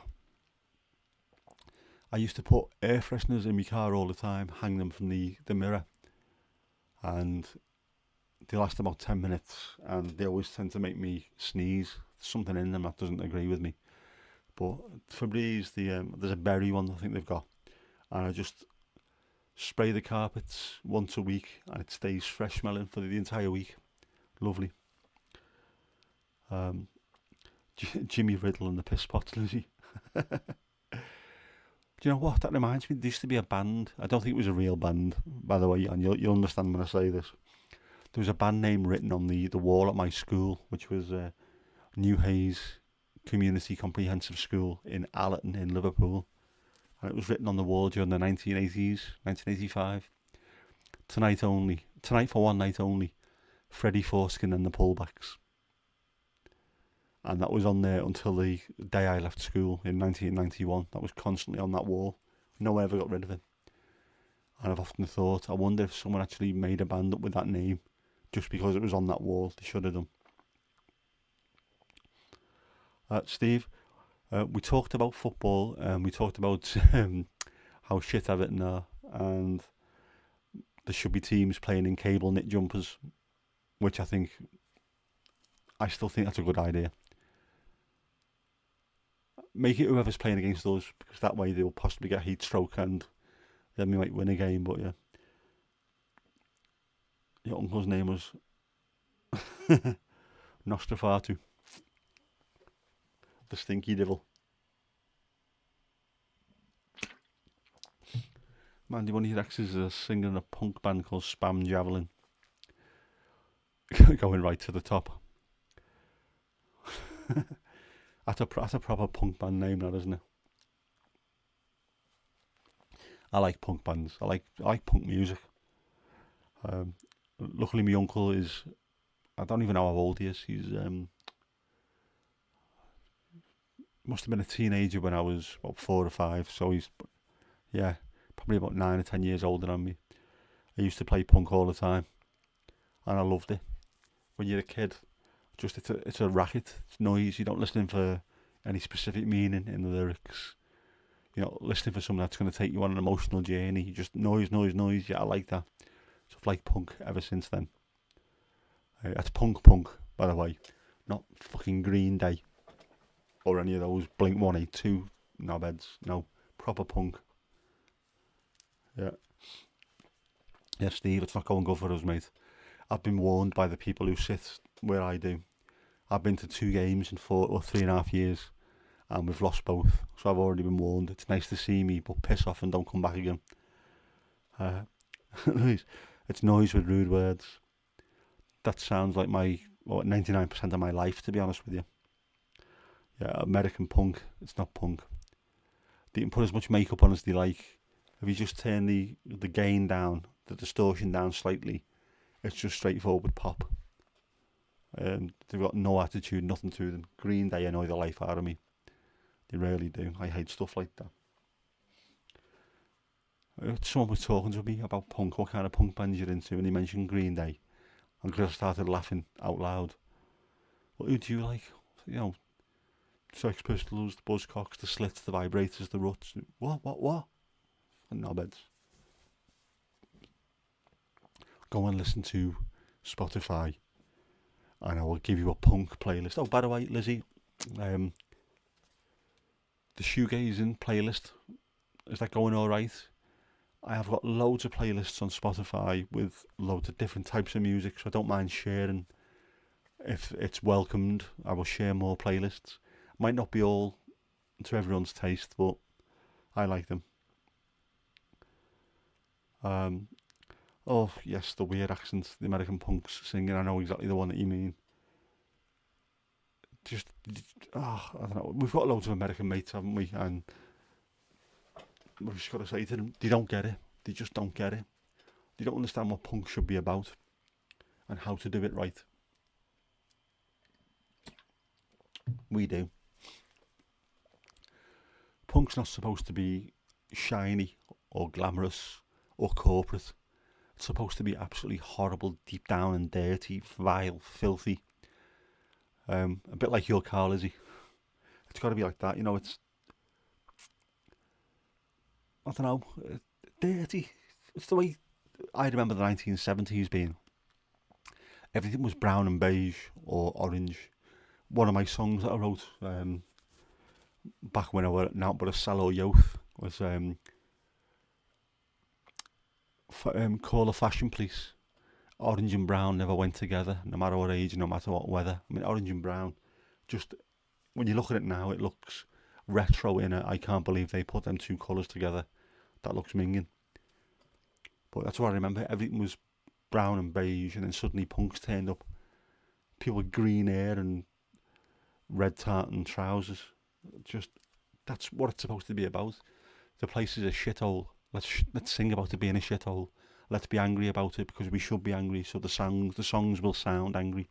So I like that. Right. So of course, slow dive. How would you not know slow dive if you're into a bit of a shoegaze? So I might have some other stuff then. Things like the clientele, obviously. Not, being older now, I like a lot of me sort of tripped out, chill music as well. Love stuff like that. Yeah, proper punk has got to smell like teenagers. Nirvana. Well, that smells like Teen Spirit, of course. That was written on a wall, wasn't it? Kurt smells like Teen Spirit, which is a deodorant in the US, and they liked it so much that they called the album the same. Interesting little bit of fact for you there. Oh, what was the name? Oh, I was thinking of something. Then there's a band who were on the same label as Nirvana, and this story's going to go nowhere because I can't remember the name of the band.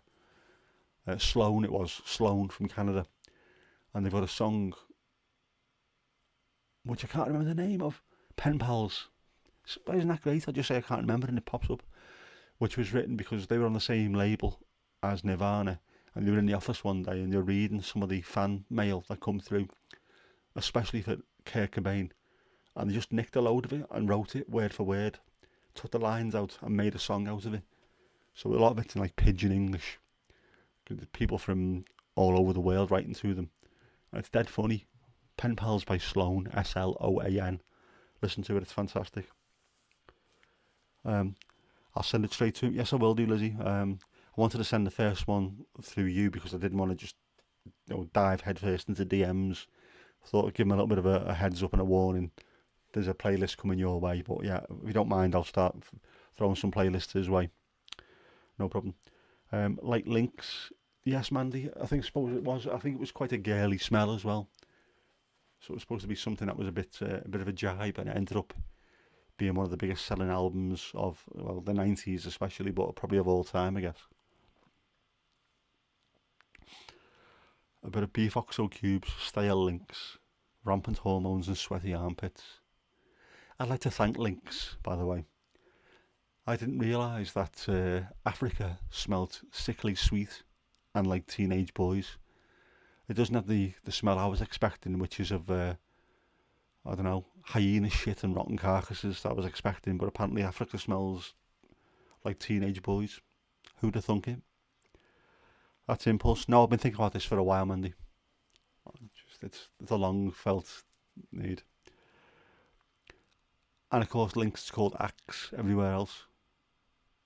So I don't know why it's called Lynx here. Lizzie, no problem at all. Music's music, isn't it? If you've got it and you can share it and people appreciate it, more's the better. I love learning new music from other people, stuff I haven't heard before, stuff that I would never even consider listening to, bands I've never heard of. Someone goes, listen to this. Alright, yeah, I will do. If I like it, I like it. If I don't, I don't, but I'll give it a go. And it's nice being able to share. And if any bands suddenly tickle his pickle, then all the better. I like that. Learning. That's what it's all about.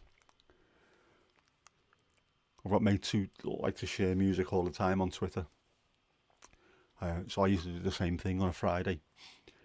I'd put whatever I've been listening to that week in a playlist, and then as I'm playing it, I'd tweet currently listening to, and then I'd do me last hour or so that I'm working, just song after song after song, and then if people liked it, loads of people favourited it and took it away. Cheers for that. I've never heard that before. I'll listen to that band, and I do the same with mates of mine who post loads of music as well. Found loads of bands that I love that I would never have ever found. So if I can do that and just share a little bit, I'll be happy. Anything but country, yes. I absolutely despise country music. It's the last refuge of the scoundrel. Not having it. And I know bands who were great when they were young tend to go that route where they get older and older and they're looking for the simplicity. So they always do country. It's not just simple, it's shit. You can do simplicity, but sophisticated simplicity. You know, if you listen to a country record backwards, it sounds better. Not just that. He gets back with his wife and the dog comes alive again. So you should do it. It's much better. But no, I'm not listening to country. Hate it. There's nothing, I just can't, I don't know. It doesn't resonate with me. I don't suppose everything has to resonate straight away, but there's got to be something. Something that, there's a hook somewhere that will grab you. And I listen to weird shit like Van Dyke Parks, show tunes, modern jazz, anything. If there's something that interests me and piques me interest or hits me ear, yeah, I'll listen to that. I love it. But just country, there's nothing to it at all that speaks to me. And I know I've seen some of the old country, new country. It's just a tree full of, it's a different country. There's nothing I like about it. I don't know what it is. It's overly simplistic. I know that in the way they write it. It seems to be written to a formula, which I don't like. Sorry, fireworks going off. Yeah, symphonic metal. Same thing, Louise. I despise symphonic metal, and I don't know why. I'm not a huge heavy metal fan anyway. But I don't mind Muse, who I suppose would be the prog side of symphonic metal. But no, I don't know. I mean, Nightwish. I know Daniel's doing it, and if you're doing it for your job, this kind of thing, you need to go with the marketers. I do understand that, but it just seems to be every time I look at YouTube looking for something to watch, there's about 7 or 8 people all doing Nightwish and all doing the same songs. Like, sick of the sight of them. If it was a band I loved, I'd be sick of the band I love by now as well, because that's just that much of it. But, you know, got to go where the money is. But again, Nightwish, there's nothing in it that speaks to me. I can't find anything. The metal side of it seems to be too technical, math spaced, if you know what I mean. I know there's math rock, which I can't get my head around what math rock is, but Radiohead occasionally gets accused of being math rock. Yeah. But just this, I don't know. There's a lot of bands that I don't like because it's just showing off, showing how technical they can be. And again, sorry, let's get on the soapbox. People are going about the likes of Whitney Leading Houston and Mariah Carey. I despise them. I hate them. The great singers, no, they're not. The shit. The utter shit. Warbling, using 300 notes in a syllable when 2 will do. That's not good singing. What they are is the equivalent of a heavy metal guitarist shredding, showing how great they are, how quickly they can play. Well, I don't want to listen to a heavy metal guitarist playing like Yngwie Malmsteen. I don't want to listen to him playing 3,000 notes per second.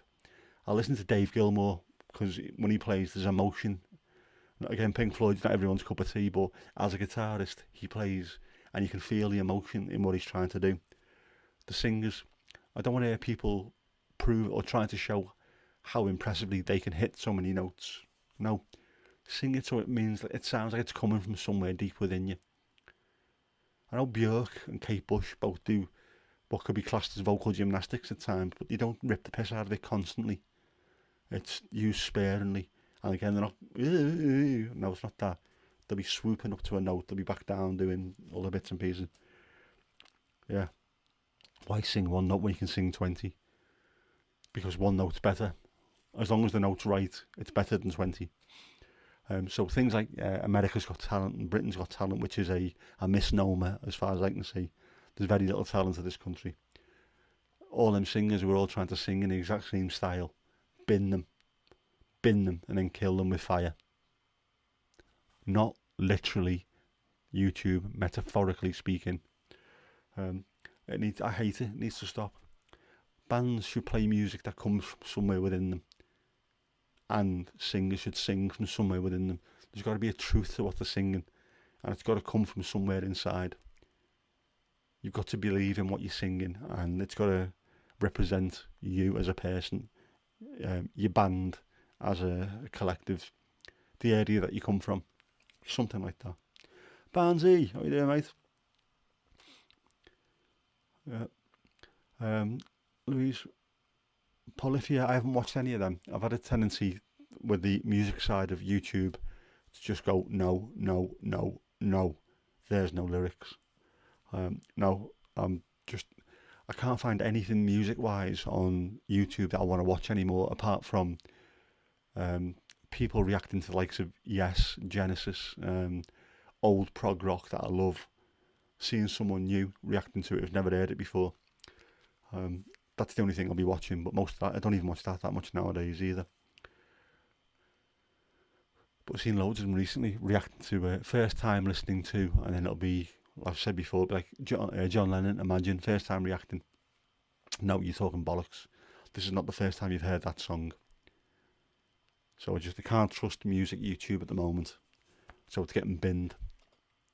I'll watch Cars instead. That's Cars, Brum Brum, not the Disney Pixar shite. Polyphia. Isn't that for dentures? I thought polyphia was when you could marry 7 different women. Like the Mormons. Possibly not. Fixing cracks in the wall. That's the one, yeah. Polyfiller, man. I've not seen a tube of polyfiller for probably about 40 years. Why was it everyone had one and now they're no longer to be seen? The old boy who played the medieval stuff on guitar is great. Oh, is he the one that did the Eagles song and got away with not getting its copyright struck?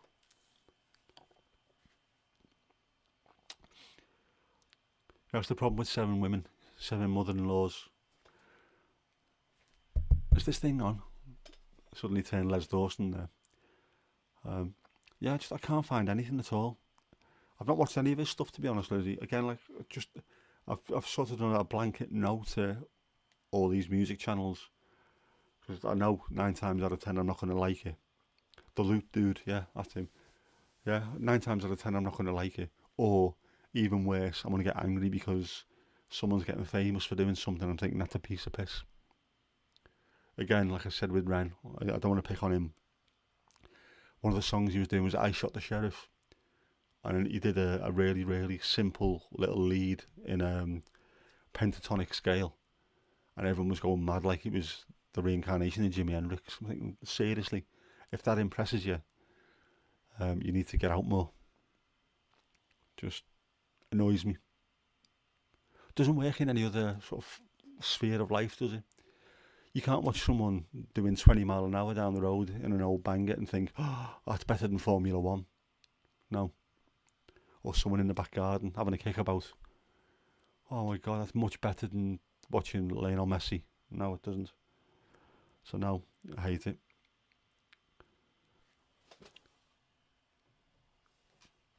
Oh, so he hasn't got many views. All right, well, do you know what? Send us a link. Lizzie, send us a link to his stuff, whichever one it is that you were watching, and I'll watch if he's only got 60 views. Give him a few more views, and if I like him, I'll follow him. And then I'll just leave emojis in the comments rather than say that was boss mate, but play something decent for a change instead of doing stuff like that now.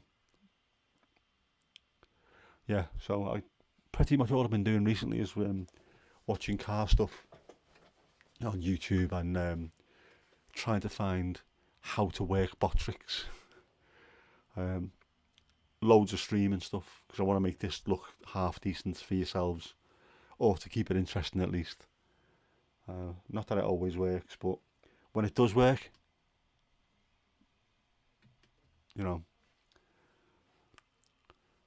So just trying to find little, I don't know, little techniques, little tricks, lighting techniques. I think talking to Dan the other day about his lighting, we're having a discussion. He rang us up. Things like doing your lighting and doing your camera, it's an ongoing thing. You never go to the point where you say, right, that's it, I'm done, I'm sorted. Because there's always something. There's always another little gadget that comes out. I'm gonna have to buy that. Like, I'm gonna have to sort that out because there's a space there, and I'm not sure actually. Oh, it's red because I haven't bothered changing that light, so it's more on me. But I need to do something with the back there. I love my little mountains, but it doesn't really look that great. So the lights, there could be another thing I mess around with the lights there. And I might get my massive light out as well and get rid of this little one because it's looks stupid in the glasses. The one from higher up will look a bit better, I think. But always constantly doing that. Steve, you had the Auto Alex podcast. I watch all his channels. I watched him when he was on Car Throttle. Subscribe to his two channels now. And I've been watching the podcast episodes and listening to them as well. Mandy, what's happened to the green screen? The green screen is on the floor behind me. I went stupid and spent money on a green screen that just pulls up, stays up, and then goes away as housed. In fact, one sec.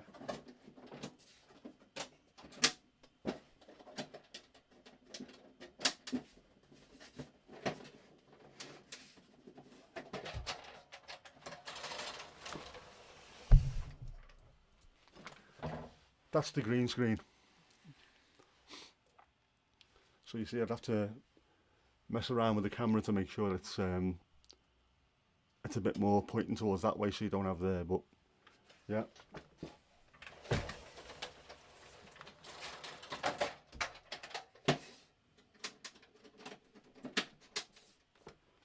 These things don't come cheap, but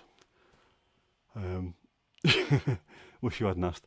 They don't come cheap. It wasn't that bad. It was about £100, but I spent too much money on my whole thing.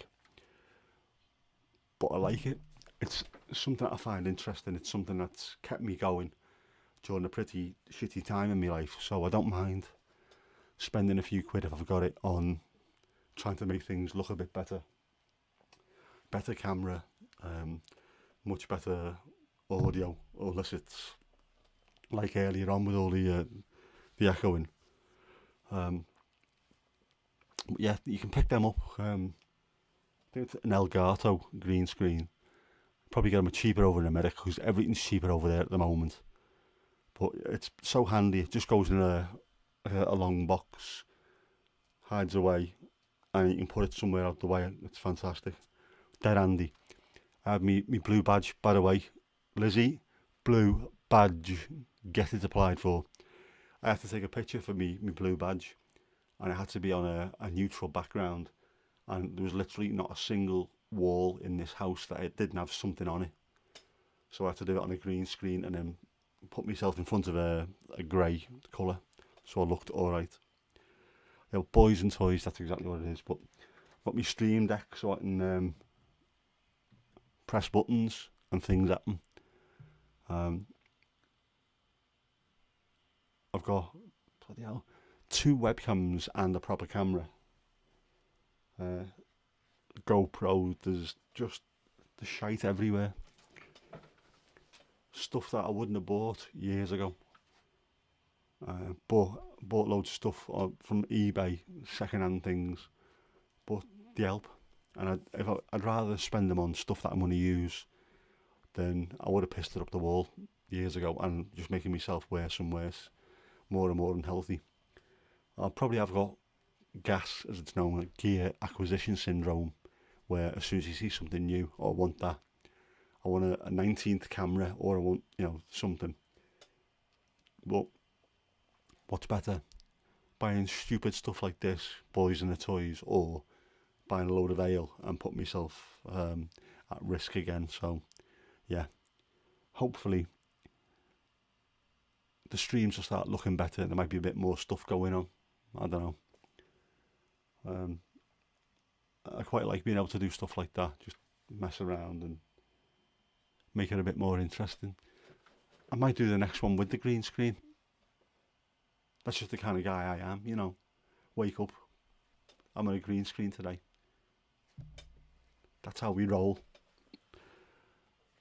Yeah. Barnsley, there used to be loads of pubs around there with great live music nights. Do you know what, mate? I was saying earlier on, I've been driving my daughter around, last couple of weeks especially, and we used to have a pub in Southport. So all the pubs that were around us were sort of all trying to go for the same business, the same trade. We had a little bit of a rivalry with them. I drove somewhere the other day and I went past 6 different pubs that used to be there that had been knocked down and replaced. Not just shut, knocked down, replaced. The pub that we lived in for 12 years, half of it is now knocked down. The rest of it's going to fall down before they turn it into something. And it's horrible. Loads of little micro pubs are opening, little tiny ones in old corner shops and what have you. But the proper old community pub has just seems to have gone completely. And these little, say, little corner shop pubs, you can't have live music in there. And if you do, it's one fella with a guitar, an acoustic guitar. That's it. You can't fit a band in there. Gomez formed in Southport. One of the pubs that they used to play in, the Coronation, is one of the ones that's been knocked down and turned into flats. But they used to play in there even when they started getting a little bit of notice, and you're playing in likes of the Carlin Academy, and you're playing in fairly decent venues. They'd still play in the Coronation every now and then because you're mates with the fella who run it. You don't get that anymore. Where are the next few sort of levels of bands going to come from? You can't just go from playing in your mum and dad's spare room to playing at the O2, or I don't know, can't even think where the sort of mid-tier places would be anymore. I don't know. It's just there's no route for them, no route for these bands to start learning the trade. You need to play live in front of people, actual people. It's the only way you learn.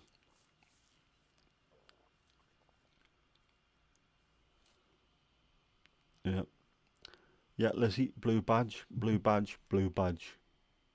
Are you listening? Blue badge. Dead easy to apply for. I mean, piss easy. Um, if you have to go for an assessment, it can take 12 weeks. If you've got one, because you qualify, it should take 28 days. And then another week on top of that for it to be printed and sent to you. So you could have one within 5 weeks. Dead simple. That's straightforward.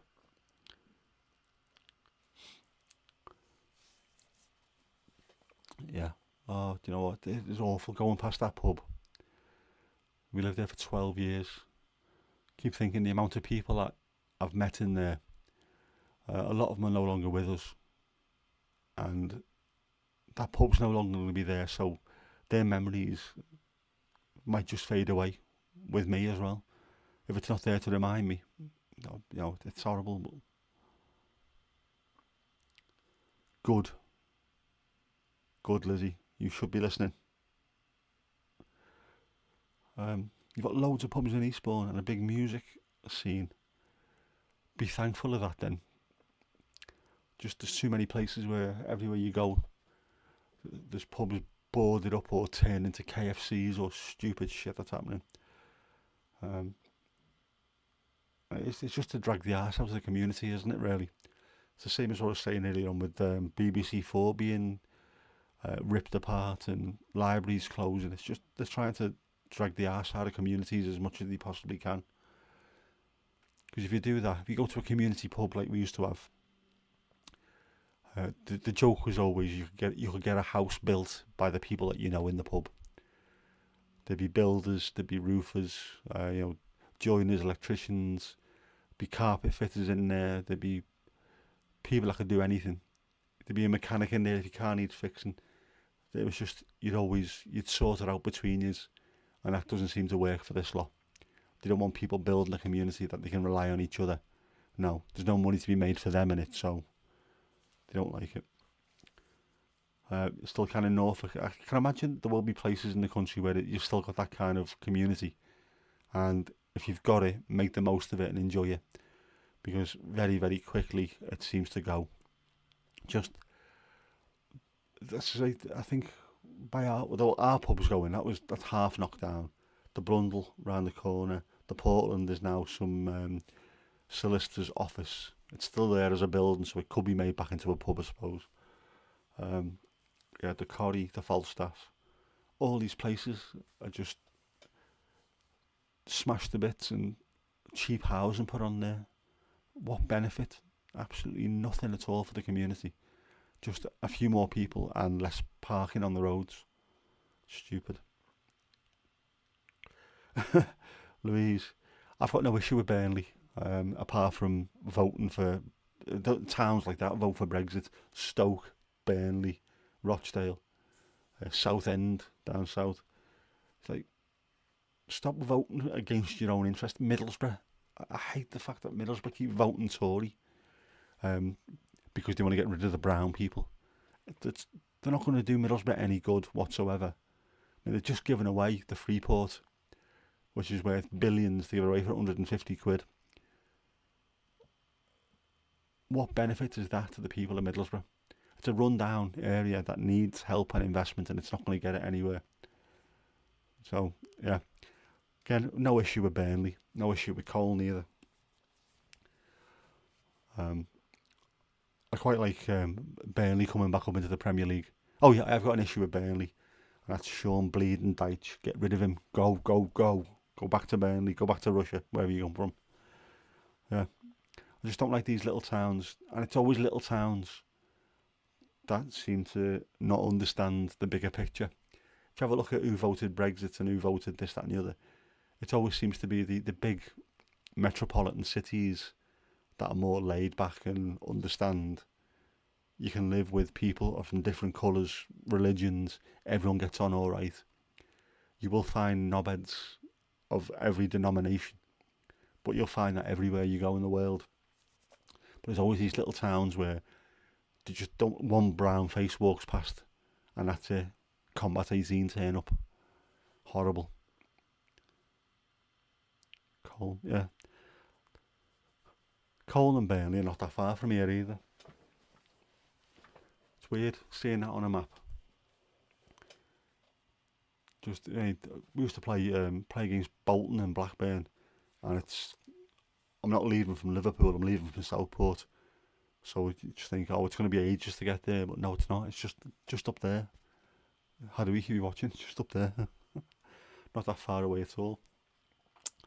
And again, take my daughter out in the car the other day, and she went, "What's all those hills up there?" And I didn't know what they were. Couldn't think off the top of my head. Obviously, Blackpool was just to the left of us, and then all the hills. I think it was probably when I looked, it was probably the Bowland, Forest of Bowland. Don't think it was far enough to see the Lake District, so it must be the Forest of Bowland. So that's literally just round the corner from us here. But yeah, the pub used to be the social club, job centre. All these things I remember just from living in the pub. I used to do a bit of casual work for people that were in there. If we ever needed anything doing, if the car needed fixing, one of the lads would sort it out for us. We had loads of roofers that used to drink in the vaults, and if you ever needed anything doing between them, while they were having a pint, you'd hear the ladders going up and it'd be fixed before you'd ever seen anything. And just a couple of pints of Stella, they'd be happy. That's the way it used to be. The Sean Dyche pub, the Royal Dyche, Louise, has that not been renamed after Vincent Company? I'm sure I've seen that the last few days. I think they've renamed it because Company got them back into the Premier League. But yeah, Dyche is not my favourite. It's not my cup of tea. We were getting beat at the weekend, and he ended up putting a centre half up front along with a 19-year-old Portuguese lad. And it was like the last desperate act of a man who hasn't got a clue what he's doing. But yeah, Steve, the majority voted out. We are trying to deal with it. My job involves dealing with it, and unfortunately we can't deal with it because it's impossible. what they told us would happen cannot happen. It's impossible, absolutely impossible. The whole thing about we can go and get free trade deals with the rest of the world, we can't. We've got one with New Zealand, Australia and New Zealand, and when they announced it on the television, they were laughing at us because it was such a poor deal for the UK. The largest trading bloc on earth is the EU, and it's on our doorstep. We can't go and negotiate with individual countries because it's a bloc. I work for customs. The amount of red tape that's now involved in just sending stuff. Like if Haddowy wanted, or Casper wanted to send something to us in the UK, it would cost an absolute fortune, and you'd have to be jumping through hoops to get all the red tape sorted out. It's absolutely ridiculous. They promised the fishing industry that there was going to be milk and honey, and that's now pretty much closed because all the stuff that we put in place while we were in Europe to stop third countries selling to the EU, we're now a third country, so we can't sell to the shellfish to the EU. So all these people have gone out of business. It's ridiculous. And the next generation who are coming up don't care whether we voted out or not because they understand we have to be in Europe. Otherwise, the country's going to explode. So the next generation will vote us back in there, and the ones who voted to get out will never ever be forgiven. And that's just the way it goes. They were promised stuff by liars. They believe the liars. The liars now can no longer lie, so they've gone very, very quiet. Farage doesn't seem to say a word anymore because he can't. Everything he said is demonstrably proven to be wrong. So unfortunately, enough people listen to the racists and the liars, and we're in a situation where everything costs a fortune if we can get it sent over here. My job has certainly got quieter because nobody is importing or exporting anymore. There's too much red tape. I've spoken to exporters who said they're giving up doing what they're doing and just trying to get a normal job in an office or in Tesco stacking shelves. They can make more money for doing less hours, and they don't have to think about anything. They just go in, stack a few shelves, go home, and they're making twice as much as they were as an exporter. That's stupid. Lizzie, a lot of them will be dead too. And again, while I'm on my political soapbox, watch for the next 10, 15 years. I think I'm part of that first generation of people that don't get more right wings to get older. I'm part of the generation that was Thatcher. I mean, I was too young to have to go for YTS schemes and stuff. By the time I started me working life, I think John Major was in charge, so it wasn't quite as bad. But the likes of my uncles, my generation and a little bit older than me, are so scarred by Thatcher that they've got no intention of ever going right wing. It will always be very left wing. And I'm now 50. I am now of that generation where I am the ones who should be driving a Volvo and going to the golf club and going to the Conservative club and voting Tory. No, not a chance. My generation and the generations behind me will all be more left wing, and we'll be the ones who are putting those fuckers into nursing homes. So good luck with that one. I don't think they realise it, the Tories. They must do, because at the moment they're all struggling. They know at the next election they are going to get absolutely wiped out. There's a good chance they'll never get back in power as long as I live, because the next generation coming through, everyone's more left-leaning. All the kids are more left-leaning. They're more politically astute than any of us were when we were young. Definitely, they understand. They've got social media, they can see what's happening. When I was growing up, if they said to you, over in this country, this is really, really bad in this country, we need to go and bomb the shit out of it to make things better for them.